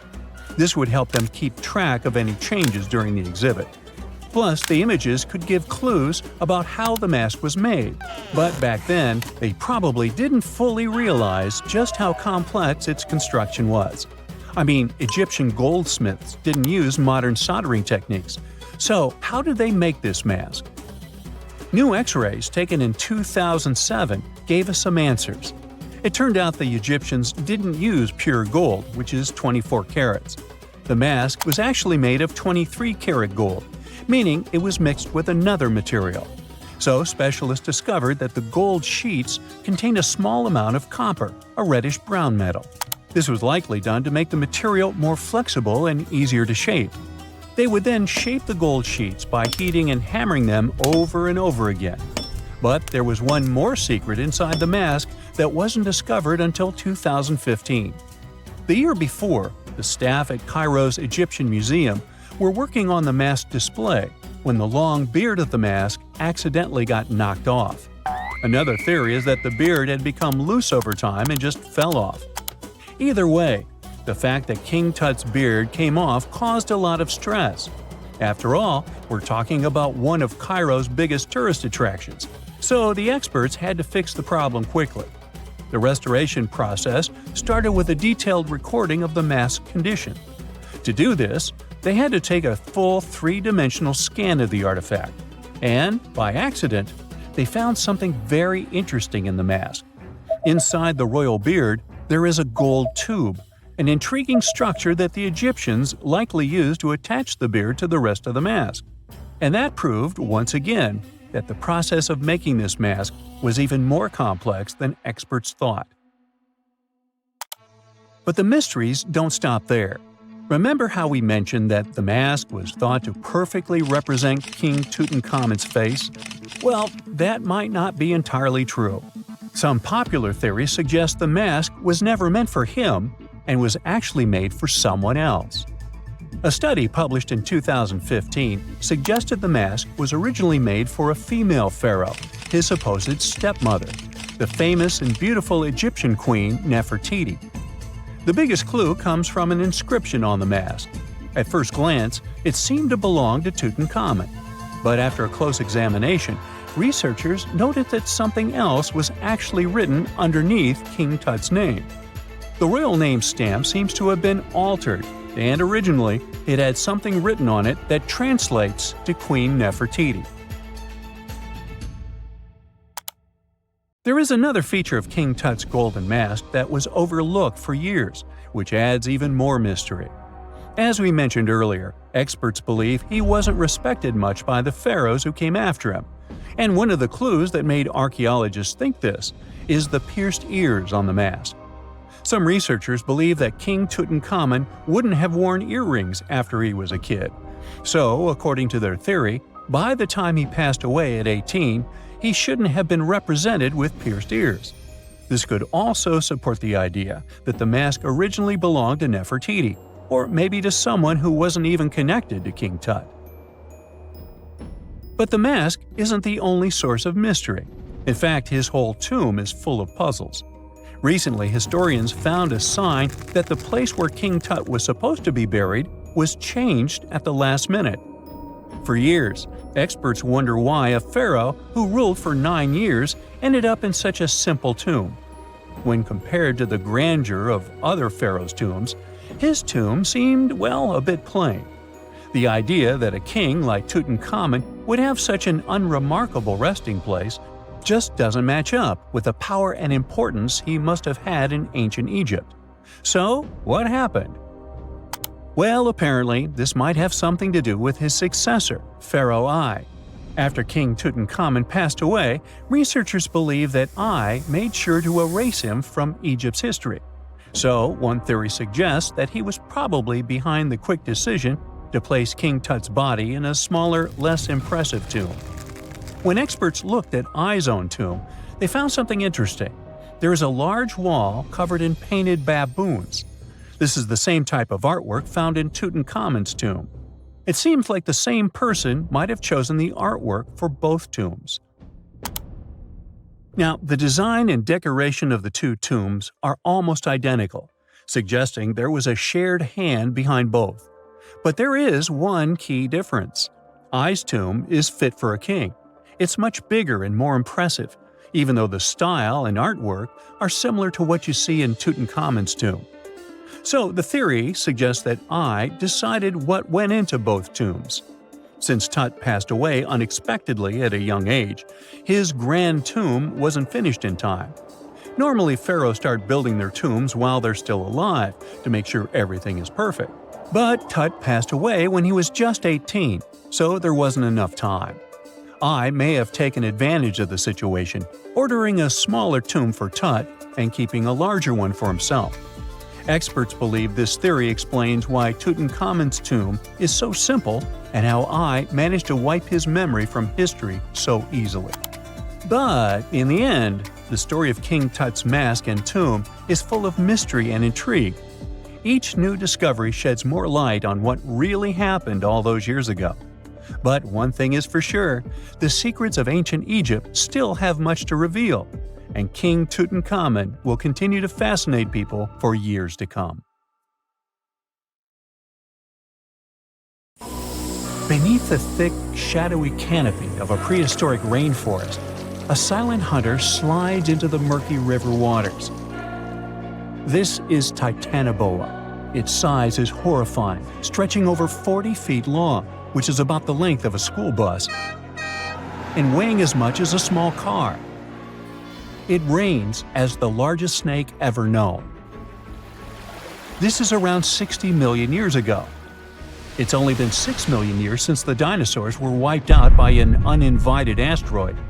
Nature is slowly returning to life, the Paleocene epoch. Titanoboa's home is lush and sweltering. The air is very humid, like in a steam room, and the rivers are teeming with fish, perfect for a predator like this. Now that the dinosaurs are gone, Titanoboa becomes the queen of hunting. It's perfectly built for both power and stealth. A strong, sturdy spine can hold the snake's massive size while staying smooth and silent. Titanoboa glides through the water like a shadow, barely visible. It doesn't chase. It doesn't need to. Titanoboa waits beneath the river's surface, in darkness. A bunch of ancient lungfish meanders too close. With one surge, it lunges, its jaws snapping shut. The fish doesn't stand a chance. Titanoboa's grip is unrelenting. After the prey stops moving, the snake immediately consumes it whole. For millions of years, this snake ruled the rainforests. Nothing could challenge it, not the prehistoric crocodiles, not the small mammals, not even the birds. But, as it turns out, it wasn't the only apex predator. Alongside Titanoboa, there was this entire family of snakes, a huge biological tree full of snake genomes and species. Their history spans around 100 million years, all the way to the Cretaceous period. We find their fossils all over South America, Africa, India, and Australia. That's because they evolved in the Gondwanan continents. Back then, all of this was one huge landmass, and they lived right in the heart of it. Now, this family coexisted with all the dinosaurs. The dinosaurs ruled the world back then, and the snakes couldn't be all that dangerous. They lived in the dinosaur's shadow, adapting to survive. Some of them fed on small mammals. Others waited for the dinosaur eggs to hatch. Some were super bold and went straight for baby dinosaurs. Fossils of one species showed the remains of a little titanosaur, that giant long-necked dinosaur, inside its stomach. And when the age of dinosaurs finally ended in a fiery cataclysm, it was time for these snakes to celebrate. After the asteroid disaster, the world entered a new era of heat and humidity. The warmer the climate, the easier it is for cold reptiles to thrive. Snakes, including Titanoboa, grew larger than ever, but so did the members of this family. All the snakes spread across continents, growing larger and scarier by the century. And eventually, Titanoboa stopped being the only ruler of jungles. Fast forward to about 47 million years ago. Now it's the Middle Eocene epoch, the tropical lowlands of what today is Western India.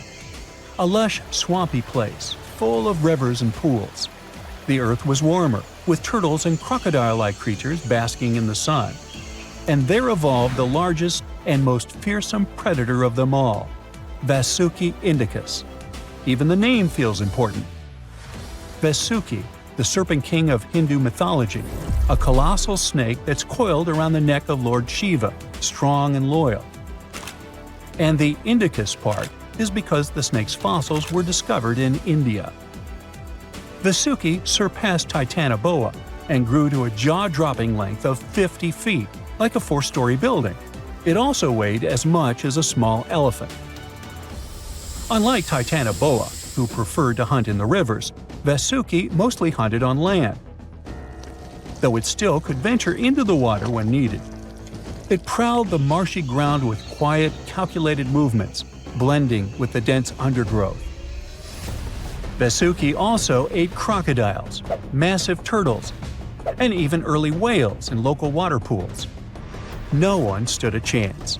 It had immense muscles and squeezed with unimaginable force. But the snake's jaws were much scarier.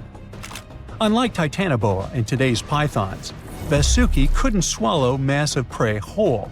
Instead, it ate them alive with its teeth, just like this. Fast and absolutely brutal, it was an apex predator of its time. And don't forget that we're not talking about one Titanoboa or one Vasuki. These snakes were part of entire populations. In the Paleocene, rivers were full of various Titanoboas. Some were younger, smaller ones, fighting for survival, while the oldest and largest ones dominated the waterways, in the same way as generations of Vasuki indicus competed with each other for thousands of years. Through the years, many siblings of this family got themselves a region to rule over. For example, alongside Vasuki, this big guy was thriving in northern Africa, in what is today's Egypt. Back then, this land was full of water and swamps. Before we learn more about other snakes, this one was considered the largest, about 36 feet long. That's still bigger than today's most powerful snakes, like the green anaconda. But then, we reached the Pleistocene epoch, from about 2.5 million years ago to only 11,000 years ago. Modern humans were evolving all over the world, and now the snakes had a new problem, an even worse one than dinosaurs. While we were developing brains, in Australia, there ruled the local king of snakes. Their names also come from legends. That's how Indigenous Australians called their mythological rainbow serpent the creator of the world. It's like a problem of a chicken and an egg. Was the snake named after a deity, or did the Aboriginal people create their deity after a snake? Ancient Australians coexisted with those predators for thousands of years. They warned their children how to avoid dangerous spots, passing down stories of the terrifying serpents. In their legends, the great rainbow serpent was shaping the land, rivers, and features of the world. These legends were most likely inspired by the powerful nature of those snakes. If only they knew that these animals weren't even as huge as Vasuki or Titanoboa, though they were still dangerous. Urlungor was up to 26 feet in length. They preferred the more green and humid parts of Miocene Australia, like waterways with lush plants around the riverbanks. And there was much more potential prey. Urlungor had a thick body as wide as a human thigh. It loved to hunt in what is today the northwest Queensland. Its fossils were found in the limestone of Riverslade. It was a fascinating find. The skull was almost intact, with teeth and everything, which is crazy considering that snake skulls are very fragile and usually don't survive fossilization. Just like snakes before it, Urlungor didn't rely on venom. It was a constrictor, quick and powerful. But at least now these reptiles weren't as brutal. Their hugs quickly caused cardiac arrest in their prey. So the end came rather quickly. Also, they no longer could swallow the prey whole, and didn't have the same sharp teeth as Vesuki or Titanoboa. So both Urlungor and Wanambi had to eat very slowly, just like pythons today. Meanwhile, Wanambi was about 20 feet long. This one had a similar head, so it could only hunt marsupials, reptiles, and other little things that ventured too close. Wanambi's domain was the water hole. It lay coiled in the shade, motionless, its body blending seamlessly with the dusty earth. If kangaroos and wallabies cautiously approached to drink, they wouldn't even notice the predator until it was too late. The Wanambi snakes lingered in Australia for millions of years. Even when the climate and ecosystem changed, it didn't bother these guys. In fact, they thrived in Australia's cooler, drier regions. Yet, even giants fall. Time moved on, the earth cooled even more, and nature began to change. Wanambi managed to last up to around 50,000 years ago, and could have lasted longer if it wasn't for humans. The same Aboriginal Australians who once feared Wanambi eventually spelled the end for the snake. All these years of being the apex predator, only for the little apes to hunt you into extinction. But that's how evolution goes. Eventually, all the giant snakes disappeared, leaving behind only their fossils and stories like this one. In 2011, scientists from Chile found a weird-looking fossil in Antarctica that looked like a squashed football. Almost 10 years later, the rock just sat on a shelf in Chile's National Museum of Natural History with no specific label. It went by The Thing in the museum because it looked like something from a science fiction movie. When the scientists finally got their hands on the strange fossil, it turned out it was actually a giant softshell egg from around 66 million years ago. This one is more than 11 inches long and 7 inches wide. A regular chicken egg is just 2.5 inches long, and an ostrich egg is almost 6 inches long for comparison. So, the Thing won the title of the biggest softshell egg ever found and the second largest egg of any animal we know of. The only bigger egg that was ever found was that of the extinct Madagascan elephant bird, which is also 1.5 times as tall as Michael Jordan. The bird, not the egg. The Antarctic egg is also special because it's the first fossil ever found in this part of the world. So, whoever left it there must have been one big creature, probably a giant sea turtle that lived long ago, like a mosasaur. This is surprising because most scientists thought these creatures didn't even lay eggs, so this discovery could change what we know about them. The egg is also unique because it has a thin eggshell and no pores, which is totally different from most dinosaur eggs. It actually looks more like the eggs of lizards and snakes, but it came from a giant creature related to these animals. No known dinosaurs or flying reptiles from that time and place were big enough to lay such a huge egg, so it must have been a mosasaur after all. But we can't be 100% sure. Scientists did a lot of work and studied 259 types of living reptiles, like lizards and snakes, and their eggs. From this, they figured out that the mommy who laid the egg was probably at least 23 feet long, not counting her tail. During the late Cretaceous period, this part of Antarctica might have been like a nursery. Paleontologists have found bones of tiny mosasaurs and plesiosaurs in the same area, along with bones from the grown-up ones. Archaeologists in Norway made another cool but literally discovery and found dozens of arrows that had been hidden in ice for 6,000 years. They were melting out of a large ice patch in the high mountains, covering an area of about 45 football fields. In 2014 and 2016, when the summers were extra warm, scientists went to an ice patch called Langfoni to look around. They also found lots of reindeer bones and antlers there. Some of the arrows were whole and some in pieces, along with 5 arrowheads around the melting ice patch. This is more arrows than have been found at any other frozen site in the world. Some of the 68 found arrows date back to the Neolithic period. and the newest ones are from the 14th century of the Common Era. Ice is like the perfect time machine that can preserve whatever ends up there in an almost perfect condition. Langfoni became famous as one of the first ice patch sites after a local hiker found a 3,300-year-old leather shoe right next to its edge.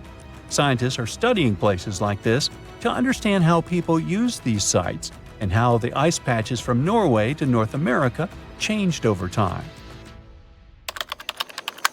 Now, once upon a time, around 32,000 years ago, to be exact, a squirrel buried some seeds near a river in Siberia. Am I the only one getting the Ice Age vibes? Anyway, these seeds belong to a plant with cute white flowers.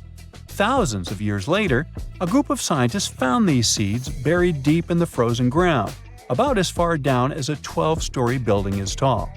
The seeds were surrounded by ice and bones of animals, like mammoths, bison, and woolly rhinoceroses. The mature seeds had been damaged, maybe by some squirrel, but some of the younger seeds still had good plant parts inside them.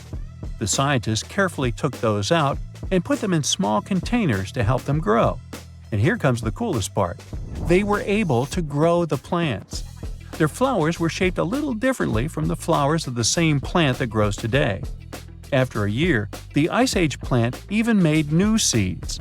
Based on this, the scientists suggested that permafrost could be a depository for an ancient gene pool, and we could find extinct species there and bring them back to life.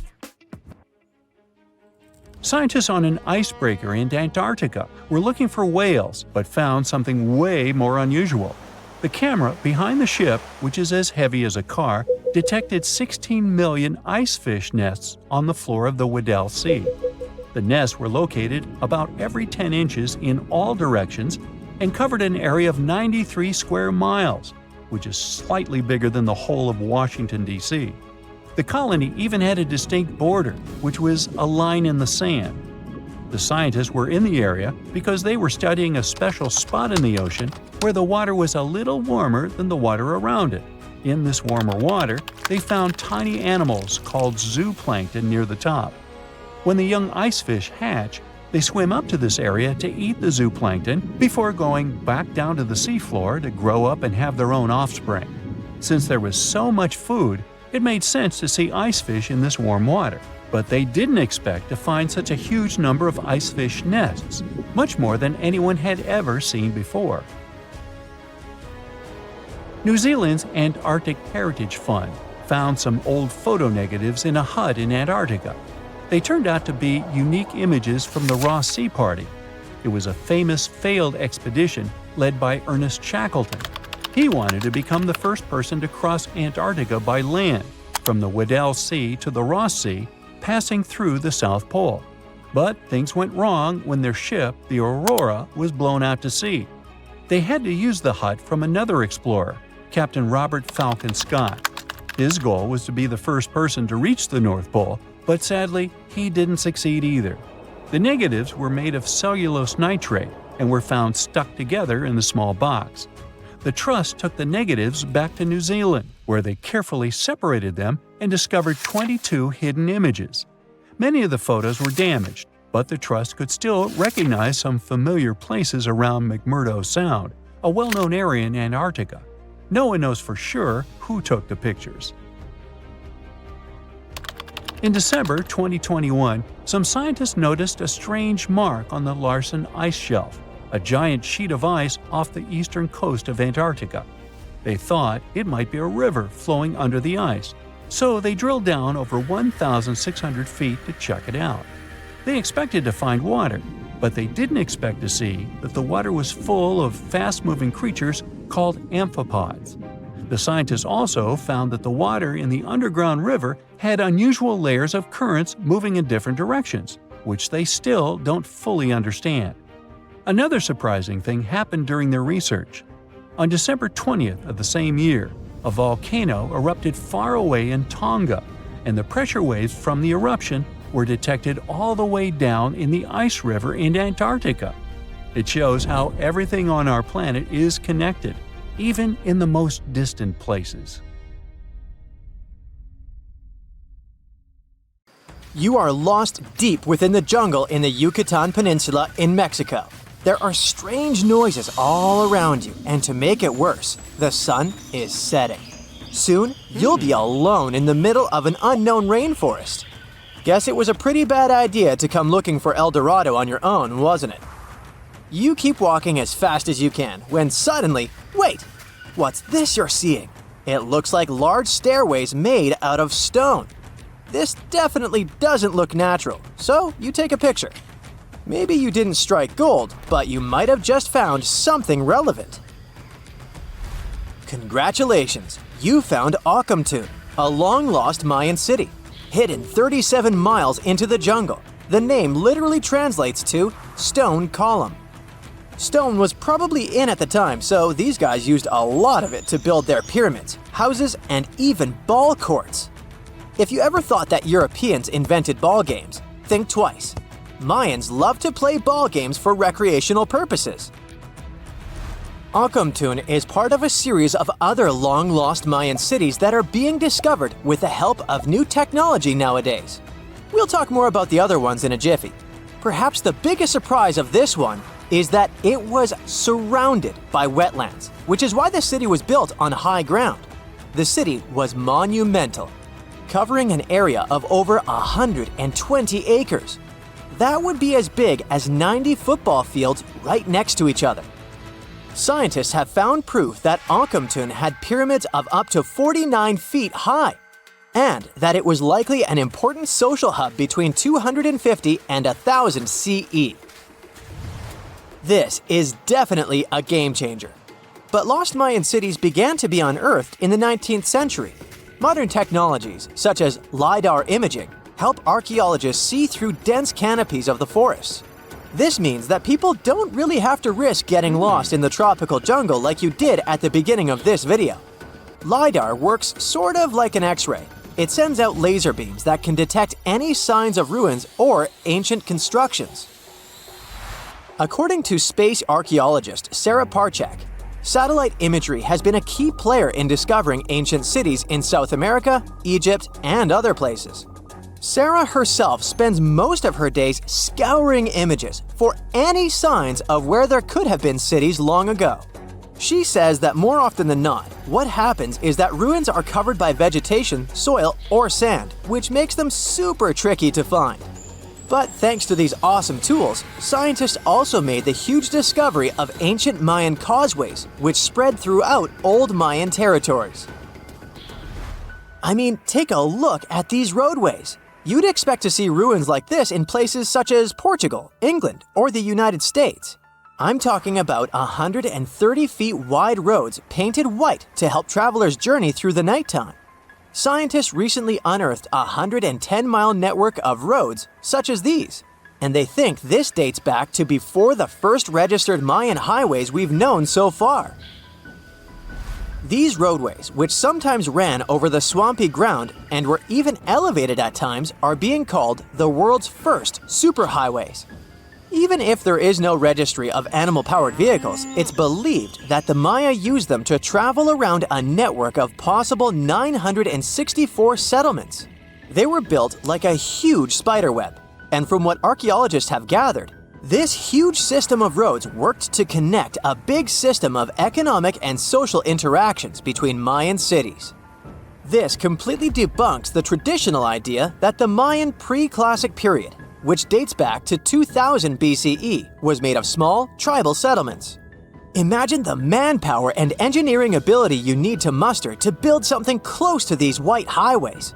Scientists believe that these causeways were built pretty much the same way as the Mayans built their pyramids, with a mixture of mud and quarry stone. Oh, and using several layers of limestone to make them white. That's pretty cool, right? But let's take a few steps back for a moment to get some context. The Mayans were one of the biggest pre-Columbian civilizations living in the Americas. Until now, experts believe that at its apex, the Mayan civilization consisted of over 40 cities with a population of millions of people. That's a lot of folks. Their civilization spanned Mexico's Yucatan Peninsula, Guatemala, and Belize. And they survived mainly on agriculture. The thing is, the Yucatan Peninsula was an extremely difficult place to grow crops. So the Mayans had to develop a complex irrigation system in most of their cities. They built a series of ceremonial buildings, pyramids, and plazas. The Mayans might have been keen pyramid builders, but they also developed an advanced astronomical system. With whatever ancient technology they had, they were able to predict the exact location of planets such as Venus and Mars, as well as the exact dates of eclipses. If you've ever seen examples of ancient Mayan cities, this is Tikal. Located at the heart of the Guatemalan jungle, Tikal is believed to have been the capital of the ancient Mayan conquest state. At its height, it was comparable in importance to cities such as London or New York in today's world. It's composed of a series of complex monuments. The North Acropolis is one of Tikal's most ancient complexes of monuments. Built solely by human hands around 350 BCE, it served as the resting place of kings and chiefs. Its monuments are up to 200 feet high. Back in the day, the step pyramid temples were painted a beautiful red. Mayans loved that color. Today, of course, you'll only see the limestone. Then there's Chichen Itza. It's got one of the best preserved pyramids on Earth to date. Located in Mexico's Yucatan state, this Mayan city is well over 1,500 years old. At its peak, it was home to 35,000 people. The site covers 4 square miles of land. The highlight is El Castillo, a tremendous step-like temple standing 80 feet above ground. Its most peculiar feature is that it has 91 steps up each of its 4 sides, including the upper platform, which makes for 365 steps, the same number of days as the solar year. You can see that these folks were a pretty big deal, huh? That's why nobody can really understand what happened to them. There's a big lack of evidence on the decline of this almighty empire. What could have been the cause of their demise? Was it a drought? New research in 2017 did bring some new discoveries into the mix. Using data from a site at Ceibal, located at southwest of Tikal, scientists analyzed radiocarbon data from ceramics and archaeological excavations to extract new information about the unexpected demise of this great civilization. The information shows that instead of a sudden collapse, the Mayans most likely fell in waves of social instability and political crises. These events are believed to have deteriorated Mayan city centers and began causing the dispersion of the Mayan population. It's hard to pinpoint the exact causes, though. But hey, recent discoveries are shedding a big light on humanity's past. Not only about the Mayan Empire, but about other long-lost civilizations of South America. A major recent discovery in Brazil was done using satellite imaging technology and is also shocking scientists. Some images from near the Xingu River, also in the Amazon, suggest that cities of millions of people might have existed inside the jungle, way before our modern civilization ever existed. I mean, if this doesn't shock you, I don't know what will. Satellite imagery also detected a network of trenches dating back to 200 and 1200 CE in the Bolivian Amazon forest. These proofs suggest settlements that could have supported around 60,000 people right in the middle of the Amazon forest. When researchers from the University of Florida went on ground to check the satellite information, they were shocked to find several mounds that were accompanied by ditches and geoglyphs. Archaeologists also found remnants of carefully designed walls centered around plazas, much like the type of construction done by the ancient Mayans. Recently, scientists made an astonishing discovery that might solve Stonehenge's mystery. They found something hidden deep within the DNA of Stonehenge's sarsen rocks, the huge monolithic ones, and it might reveal why our Neolithic ancestors designed and built this thing in the first place. Over the years, scientists have been scratching their heads trying to figure out where the huge sarsen rocks came from. For years, they believed they came from a quarry just 15 miles away from the site, known as Marlborough Downs. At this site, they found similar minerals to the ones that make up the sarsen rocks, But it turned out there was more to this story than they thought. The understanding of how Stonehenge was built is always changing. Scientists need to really travel back in time to uncover its mysteries. Where did the rocks come from? How were they carried? Why was the site built? You see, the Stonehenge site, located at Salisbury Plain in England, is made up of two main types of stone. There are the super heavy sarsens and the lighter and smaller bluestones. The sarsens each weigh about 25 tons. That's as much as 3 African elephants stacked together. The heaviest sarsen stone, called the heel stone, weighs 30 tons all by itself. Together, the sarsens make that iconic outer ring circle. Inside that circle, that's where you'll find the bluestones. The naming might seem a bit misleading since they're not really blue. They have a bluish tinge to them when they are freshly broken, hence the name. These smaller rocks probably came from the Preseli Hills in southwest Wales, which is about 150 miles away from Stonehenge. They're a bit lighter than the sarsens, but still pretty heavy. The altar stone, which is classified as a bluestone, is the heaviest one, weighing around 6 tons. Its original location still isn't known for sure.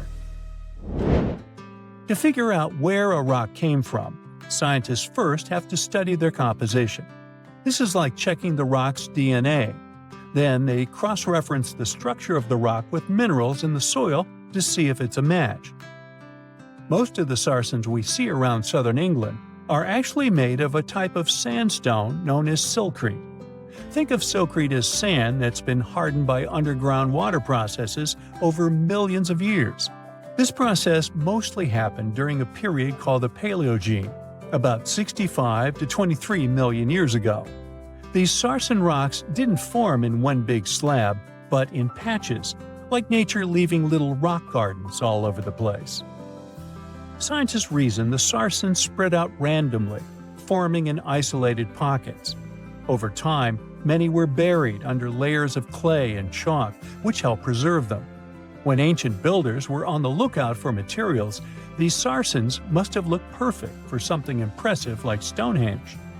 Actually, sarsens have been used in everything, from Roman villas to medieval churches, and even in things like road curbs and old field walls. One could say these rocks were the it material for ancient builders, and continue to be popular even into more modern times. This fact made scientists start wondering that maybe not all sarsen stones that were used to build Stonehenge came from the same place. They've identified sarsen sites all over the UK, in places such as Oxfordshire and Kent. After hundreds of years of studying the sarsens, geologists finally had the right type of technology to determine the origin of the stones. Now, I wish I could tell you that it was some undisclosed location very far away from the site. But, as it turned out, the sarsens were originally from Westwoods, the forest near Stonehenge. A new factor came into play when excavations uncovered empty stone holes, showing that at least 6 bluestone pillars were removed from a Preseli Hills site called Wan Main in prehistory. They had a stone circle over there, and it's believed that some of Stonehenge's rocks were recycled rocks from this more ancient circle. If this is true, it might be that Stonehenge is part of a much larger landscape of ancient sites. If this is the case, then Stonehenge is just the cherry on top of a much larger scale project. Think of it as the sacred centerpiece of an entire landscape of monuments, mounds, stone circles, and things. This is why scientists want to find out where the rocks came from so badly. It could lead to why and how Stonehenge was built. Now, Stonehenge didn't just pop up overnight. It was built in several stages over hundreds of years.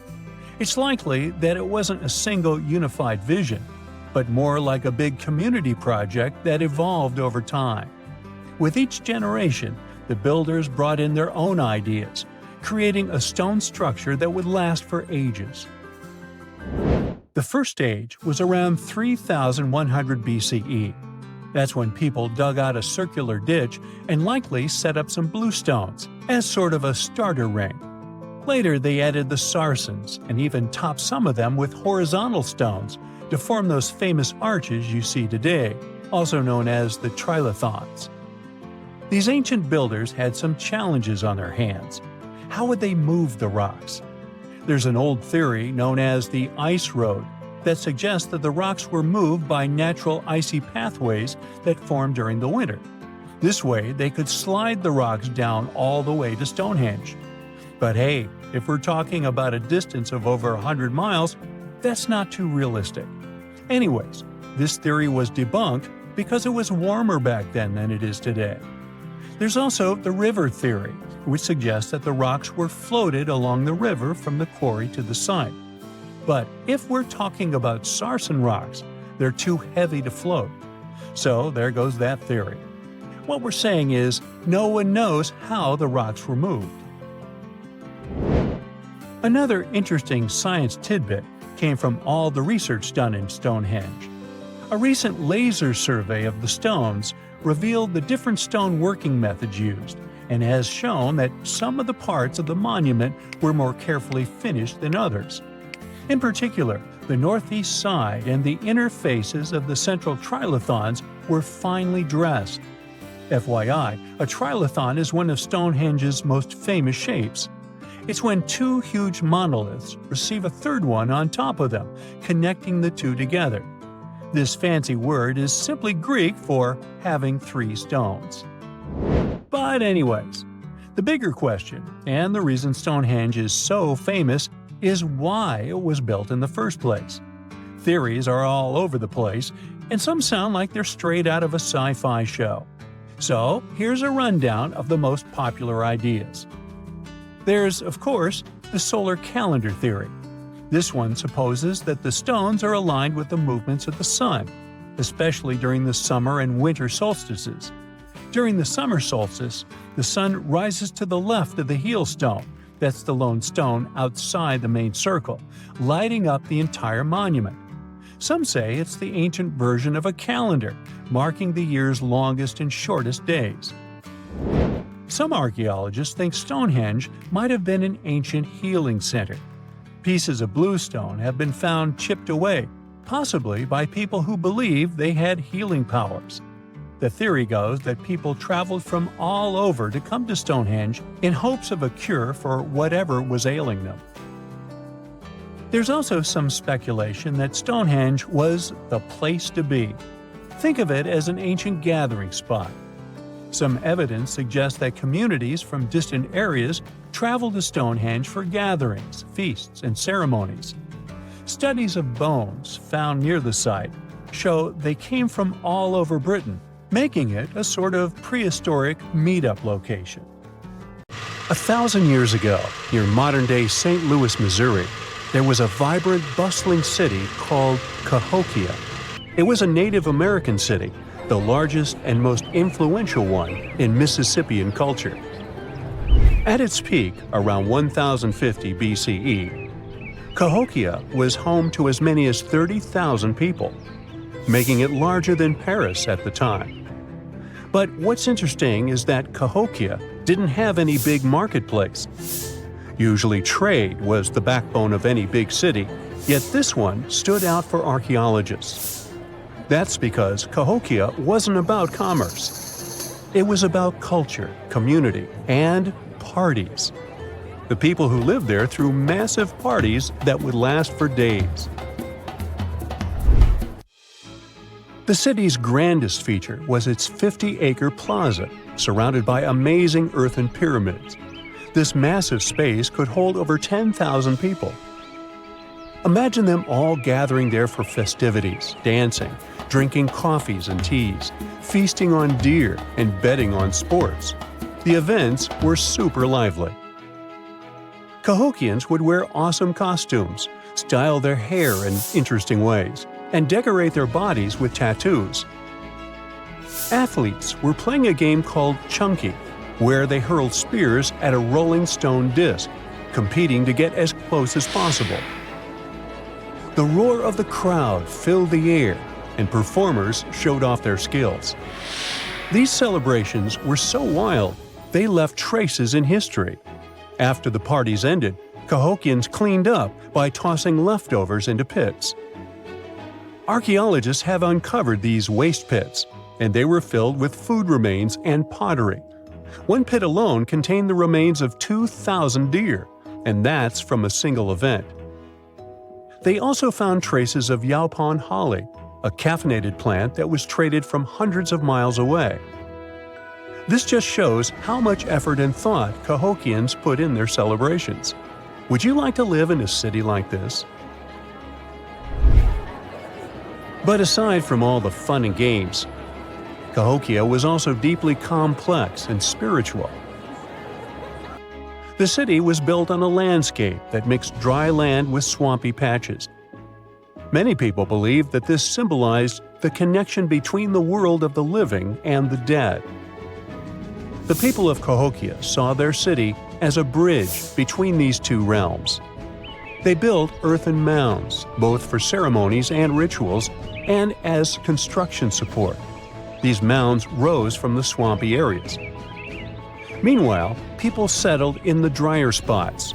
Elevated pathways connected these neighborhoods, creating a physical link between life and death. Isn't it sad that some ancient metropolises that rival modern cities in scale just disappeared?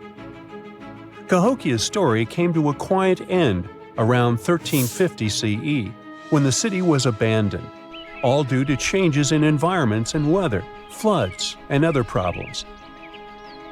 But the influence of Cahokia was so big, it spread to distant places. Some of their traditions, like chunky and yaupon tea, have survived in native communities to this day.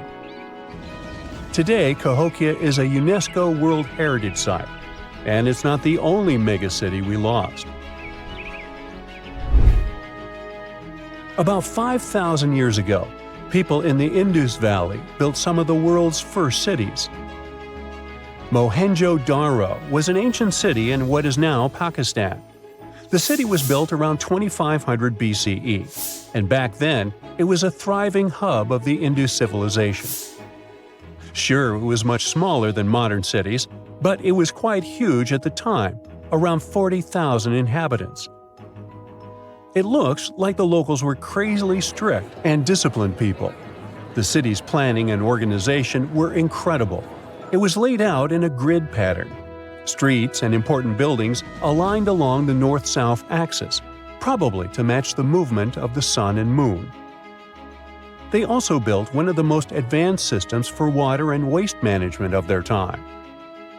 The city had about 700 wells. Nearly every house had its own.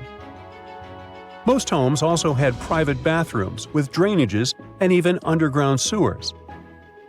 This shows how skilled these people were at staying clean. And with all this discipline, it looks like there were no kings, queens, or even a central government. They could still have some authority, like local elites or elected officials, just not a classic strict monarchy or religion. Instead, people there cared about simplicity and order. They basically managed themselves, having standardized ways of doing things, from the way tools and potteries were made to how they traded. Which is why, unlike many other cities, Mohenjo Daro didn't have grand palaces, temples, or monuments. Instead, they had public areas known as citadels.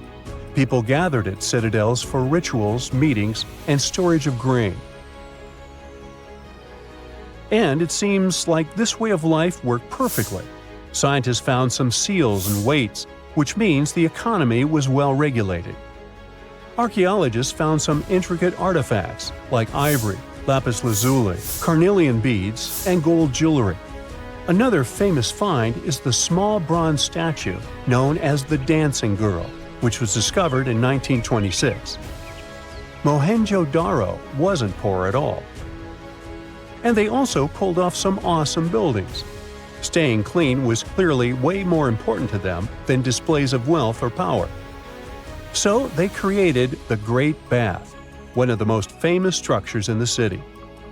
It's a large, watertight pool built with baked bricks, perched on a mound of earth, being almost a religious place, the closest thing they had to a temple. Meanwhile, the city itself was built on a series of mounds. They grew taller over the centuries as people added new houses and structures. Why did the city fail? No one really knows. There's something mysterious about the sculptures archaeologists found. Many of them seemed intentionally broken. This means the city's later inhabitants, maybe invaders or something, destroyed them for some reason. Some scientists think that the Indus River may have shifted course, disrupting agriculture and trade. But there's no evidence of a flood or any big event like this. It just seems like, over time, the entire Indus civilization just gradually faded away.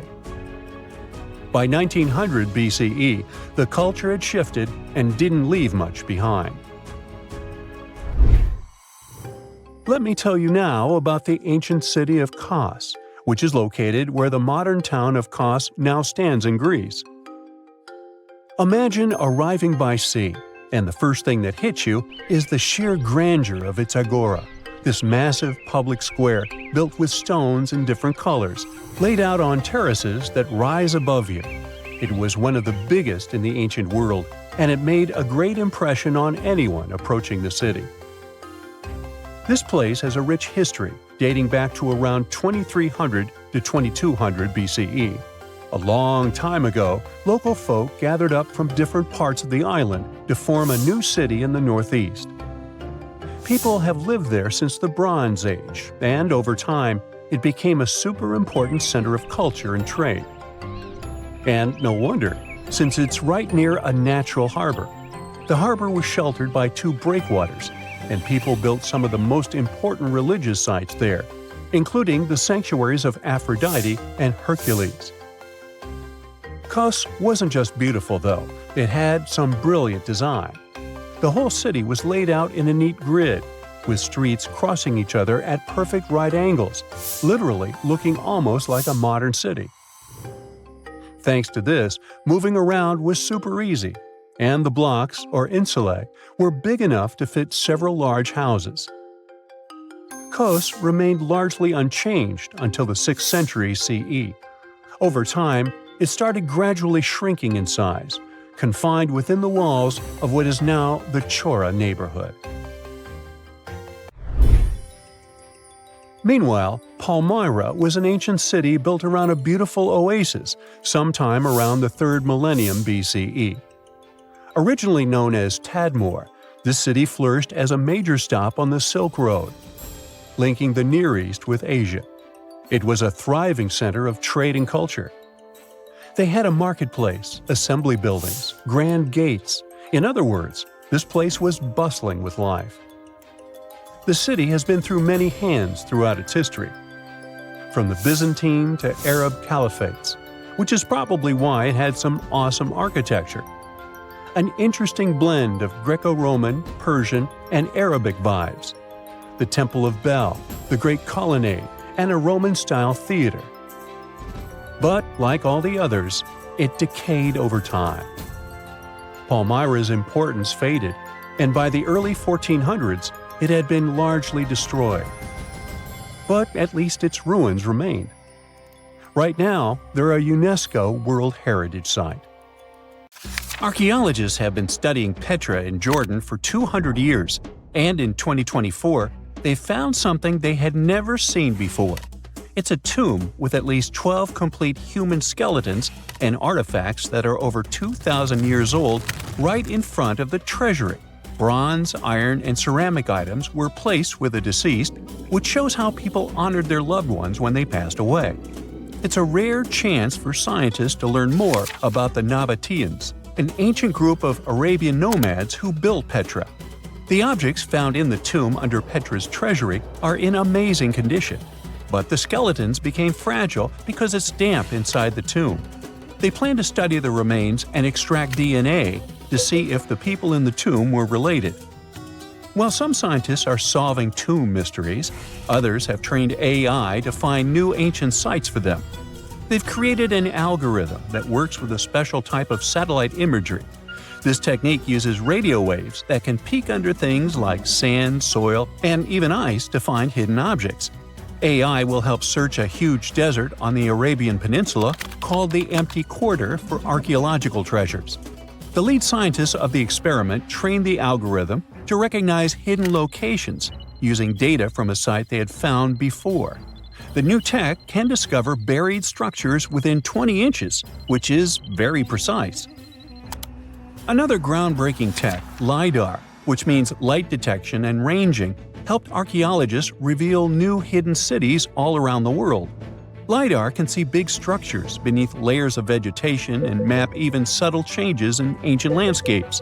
They use it to scan large areas from a small plane flying over places that aren't so easy to study from the ground, like dense jungle. In 2024 alone, they found new Maya settlements in southern Mexico, gardens, roads, and rivers in Ecuador's Amazon rainforest, ancient ruins on the Pacific island of Tonga, and the remains of 2 medieval cities along the Silk Road route in Uzbekistan. Maybe some smart technology can also explain what Marge Simpson is doing on Earth in an ancient Egyptian tomb from 3,000 years ago. The drawing, featuring a woman with yellow-colored skin, a blue crown, and a green outfit, is alarmingly like the famous cartoon character. If you don't see a resemblance here, I hope you'll at least enjoy an amazingly well-preserved necklace with amethyst and agate beads. It's from another recent find from Egypt, an ancient tomb with 11 sealed burials near Luxor. Archaeologists also found 2 copper mirrors, one with a lotus-shaped handle and the second with a unique design of the deity of the sky, women, fertility, and love in ancient Egypt. The hair of the figurine was originally made from almost 4,000 mud beads. Another awesome find from 2024 is an ancient Greek shrine with intact burials, a sarcophagus, and plenty of gold inside.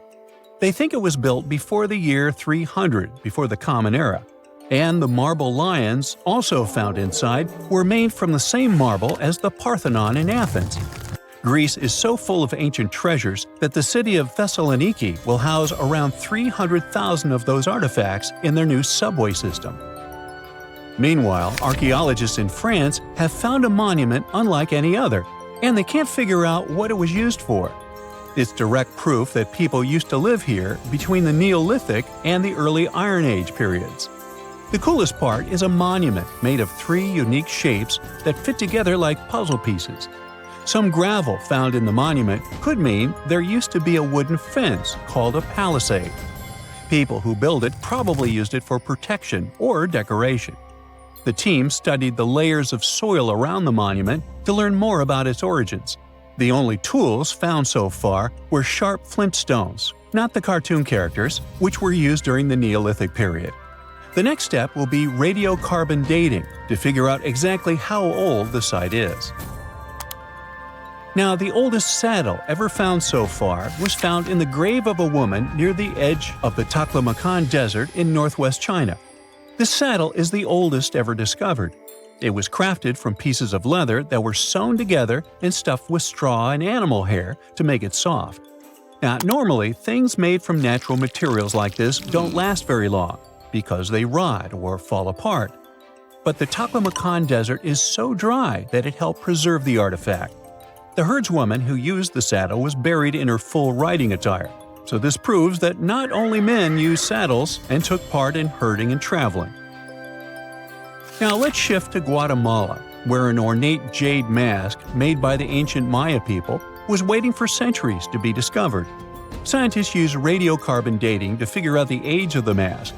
They believe the mask may represent a Maya storm deity, a powerful figure in their mythology.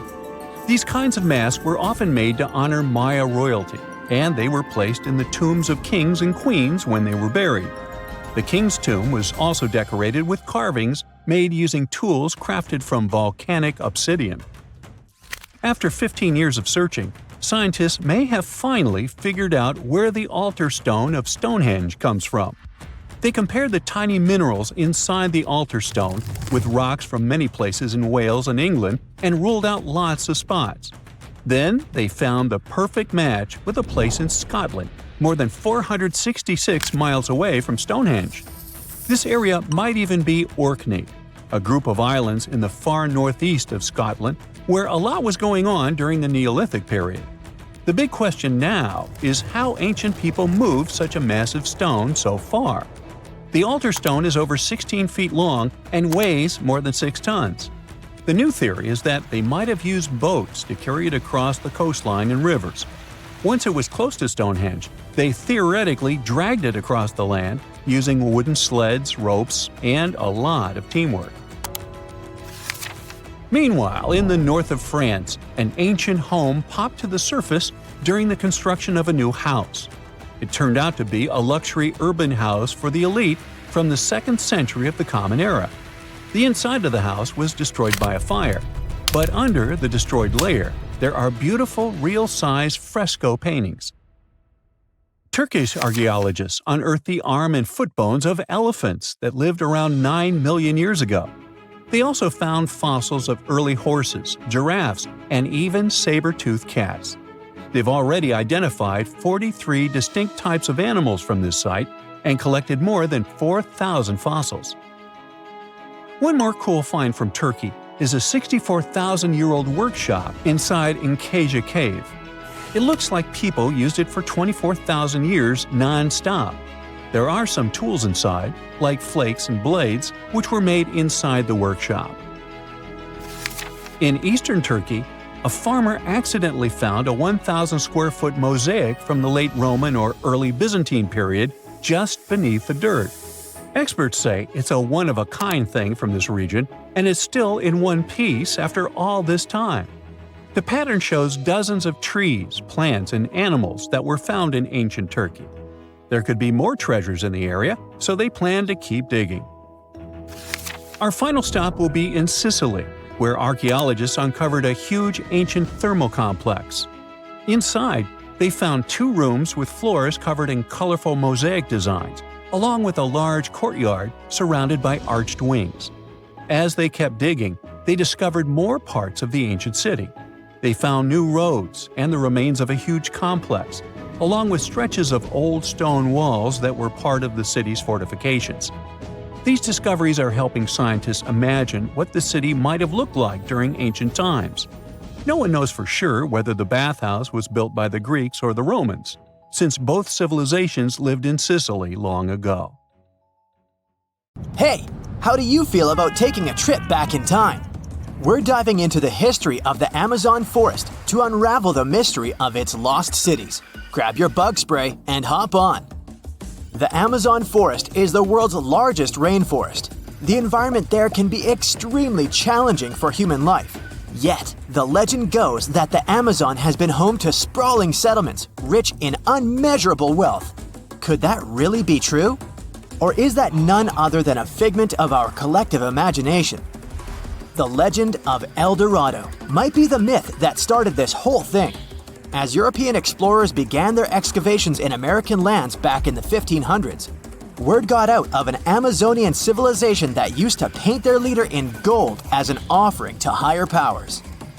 The legend of El Hombre Dorado, aka the Golden Man, began to quickly spread around Europe. Explorers got excited at the possibility of finding an infinite amount of gold somewhere deep within the Latin American jungle. And as you can imagine, expeditions to the continent began to multiply with each passing year. It didn't take long before explorers found this civilization. They were known as the Muisca people and were located in Colombia, near Lake Gudavia. The Muisca people had a tradition of painting their leader, aka the Zipa, from head to toe in gold.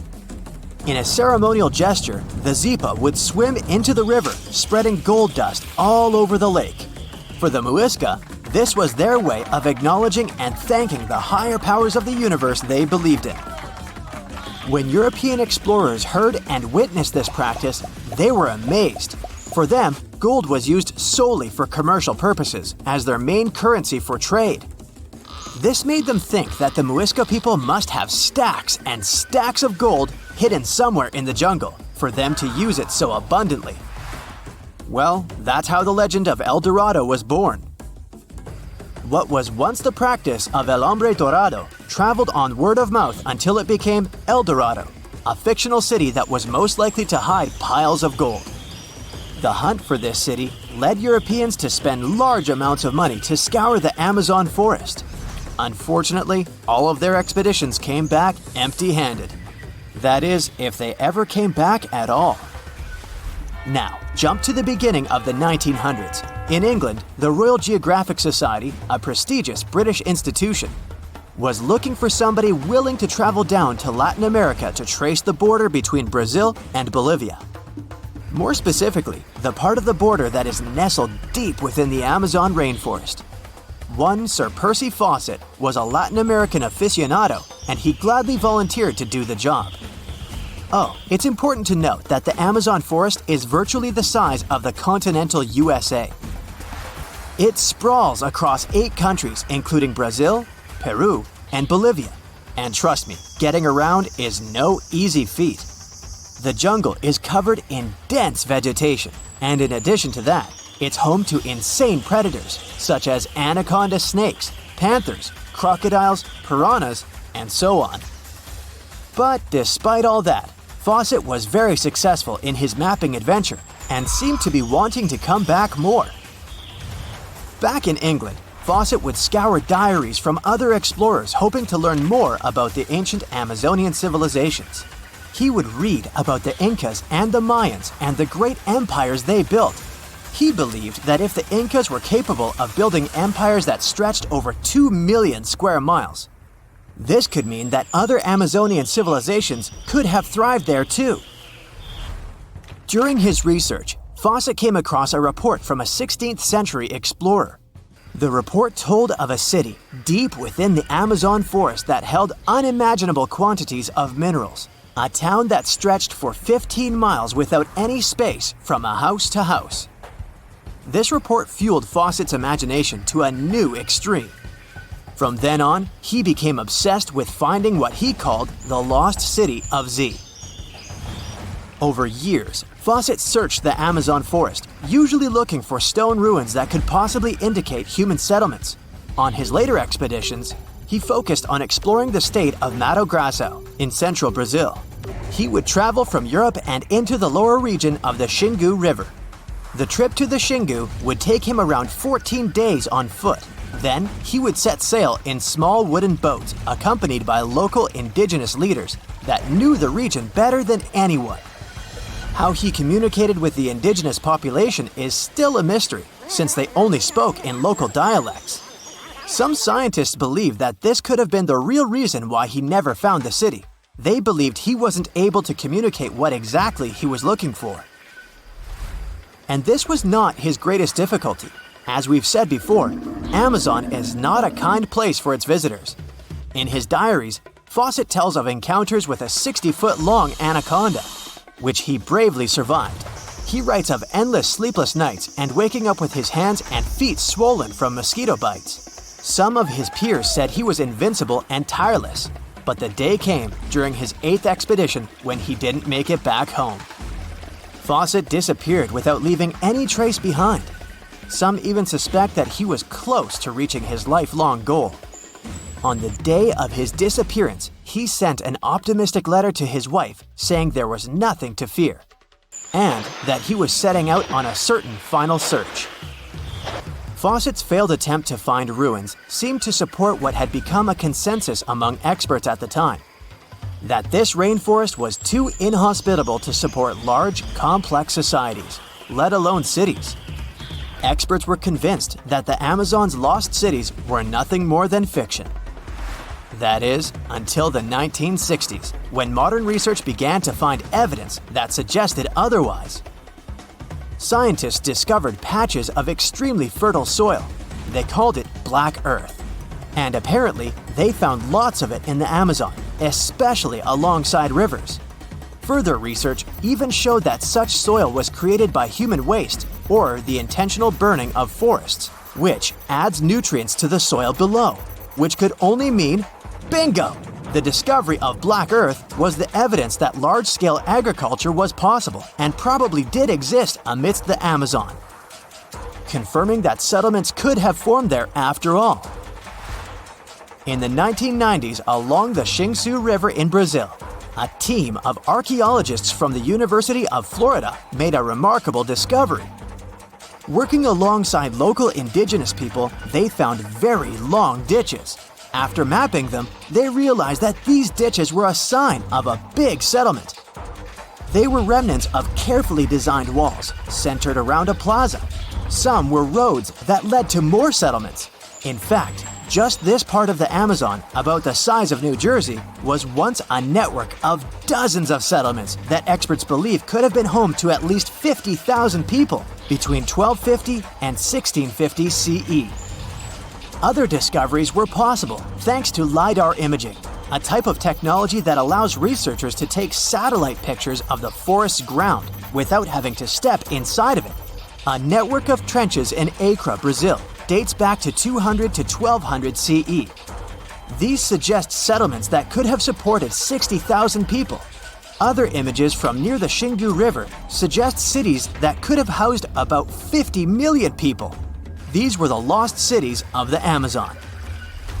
Believe it or not, these images suggest that Fawcett was very close to a major discovery. He was looking for the ruins in the right place, but he was looking for the wrong thing. Unlike cities such as Cusco, which used stone as their primary material, Amazonian settlements used wood and earth to build their cities. These materials are highly deteriorating and probably decomposed over time. Finding them required a bit more technology than what Fawcett had available at his time. Well, there you are. The sun is scorching, you're thirsty. All you can think about is water and ancient bones under your feet. You're wandering through the Sahara, the largest hot desert on Earth. Right now, you're crossing a stretch of sand called Whale Valley. And all over these 75 square miles of land, fossils cover the ground so thickly that you can't help but step on them. Paleontologist Hatshepsut says it's an unusual picture in this place. The bones are poking right out of the cliffs, as if they're calling to you to come check them out. You can spot ribs scattered all over the place. Look at these vertebrae. They're giant. Ooh, the creature they once belonged to must have been up to 65 feet long. The fossils show that the animal had a streamlined body like today's whale, but still had features like hind legs and feet. For scientists, it means a very exciting thing. They might have discovered a fully intact skeleton of a prehistoric whale. It was an animal that lived in this area when Egypt was underwater. You see, today, the Valley of the Whales is the world's largest ancient whale graveyard. You're likely wondering what marine animals are doing in a desert more than 100 miles away from the nearest coast. Well, millions of years ago, this desert was at the bottom of a massive ocean called the Tethys, which stretched from Europe to India. When sea levels dropped, the ocean left behind a seabed covered with fossils. And today, the fossils of some of the earliest known whales rest here, which gives researchers a peek into how today's massive ocean whales may have evolved. The fossils here are super detailed, even with some stomach contents still intact. Uh-oh. Scientists have also found fossils of ancient sharks, crocodiles, and turtles, helping to recreate what this marine world looked like millions of years ago. Now, the first whale bones were discovered in 1902, but it wasn't until the 1980s that people really started to explore the area, only when access to this area became better. Sadly, some fossils had been taken away by collectors before the site turned into a protected area. Most of the fossils are just under the surface, slowly revealed by erosion. Whale Valley gives us an amazing glimpse into millions of years of ancient coastal marine life. But let's move further. Ancient whale fossils aren't the only discovery you're going to make today. For over 150 years, scientists have been puzzled by a strange creature that lived millions of years ago. But now, thanks to some amazing fossils found in Morocco, they've finally figured it out. Look at them. These creatures are called blah blah blah. Nah, I'm kidding. Stylophorans. They look like flattened armor with a long arm sticking out. Researchers discovered these creatures in 2014 and were shocked. The fossils dated back around 478 million years. They found around 450 specimens, and to their surprise, some even had soft tissues preserved, which is super rare. Before this, They only knew stylophorans from their hard parts. Originally, scientists thought these creatures were good old echinoderms, animals like sea urchins and starfish. But new discoveries prove that they had a core body and feeding arm similar to modern starfish, complete with a water vascular system to help them move and eat. This finding ends a long debate about where stylophorans fit in the animal family tree. Now we know they're related to echinoderms, but are more advanced because they don't have the typical 5-ray symmetry. Ooh, come here and look at this giant fossil. It was found in the Sahara and gave scientists new insights into the Spinosaurus, the largest carnivorous dinosaur we know about. These 95-million-year-old remains also confirm that it was the first known swimming dinosaur. The Spinosaurus had flat, paddle-like feet and nostrils on the top of its crocodile-like head, perfect for staying underwater. It was a pretty weird dinosaur with a long neck, trunk, tail, and a 7-foot sail on its back, so it must have spent a lot of time in the water. At over 50 feet long, Spinosaurus might have been even larger than T-Rex. The first Spinosaurus remains were discovered about 100 years ago in Egypt, but only this new fossil, found in Morocco, helped scientists reconstruct this dinosaur for the first time. Researchers paid attention to the creature's shorter hind limbs and wide claws. These features point to adaptations for life in the water.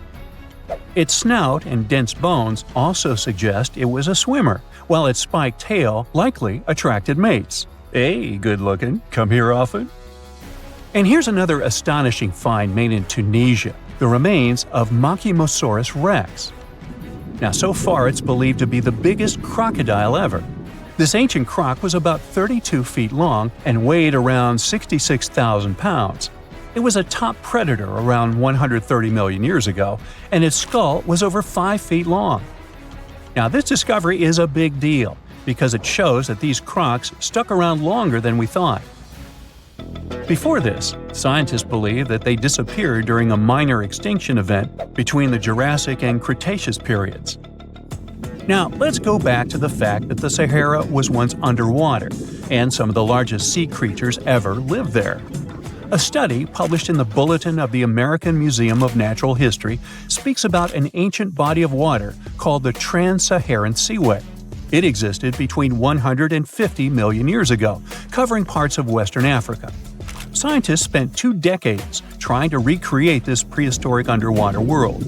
They found it was warm and shallow, home to some pretty terrifying creatures, including 5-foot-long catfish and 40-foot-long sea snakes. Yikes!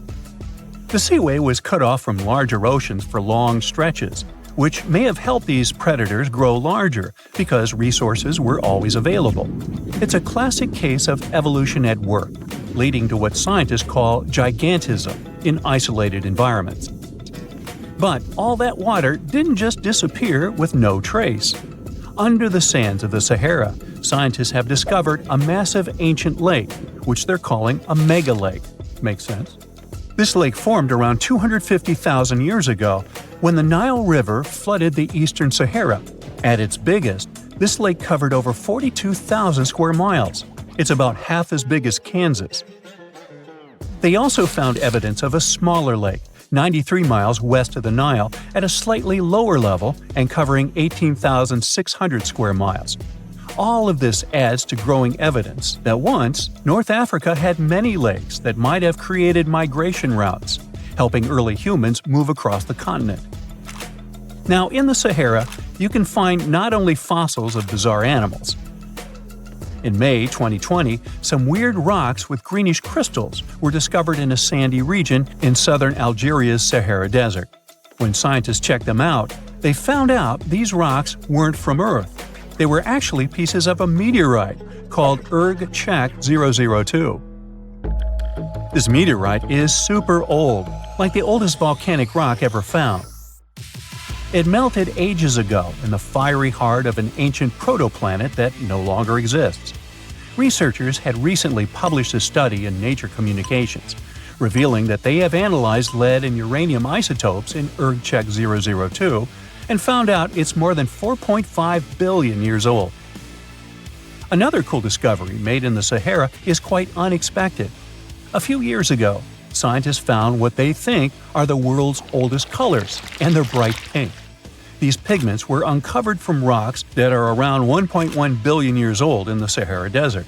The colors came from microscopic organisms, as animals didn't exist back then. The discovery was made by a PhD student who crushed the ancient rocks and analyzed the pigments. These pink pigments are actually ancient chlorophyll from photosynthetic organisms that lived in an ocean that's long gone. Researchers are now sure that this finding could help explain why larger, complex creatures showed up much later in Earth's history. Before these colors were discovered, scientists didn't know what was missing in the food chain that delayed the evolution of larger animals. Now they understand that tiny cyanobacteria were at the bottom of that chain. Apparently, this discovery is not just about finding some old pink stuff. Scientists believe it's a breakthrough in understanding the history of life on Earth. That's it for today. So hey, if you pacified your curiosity, then give the video a like and share it with your friends. Or if you want more, just click on these videos and stay on the bright side.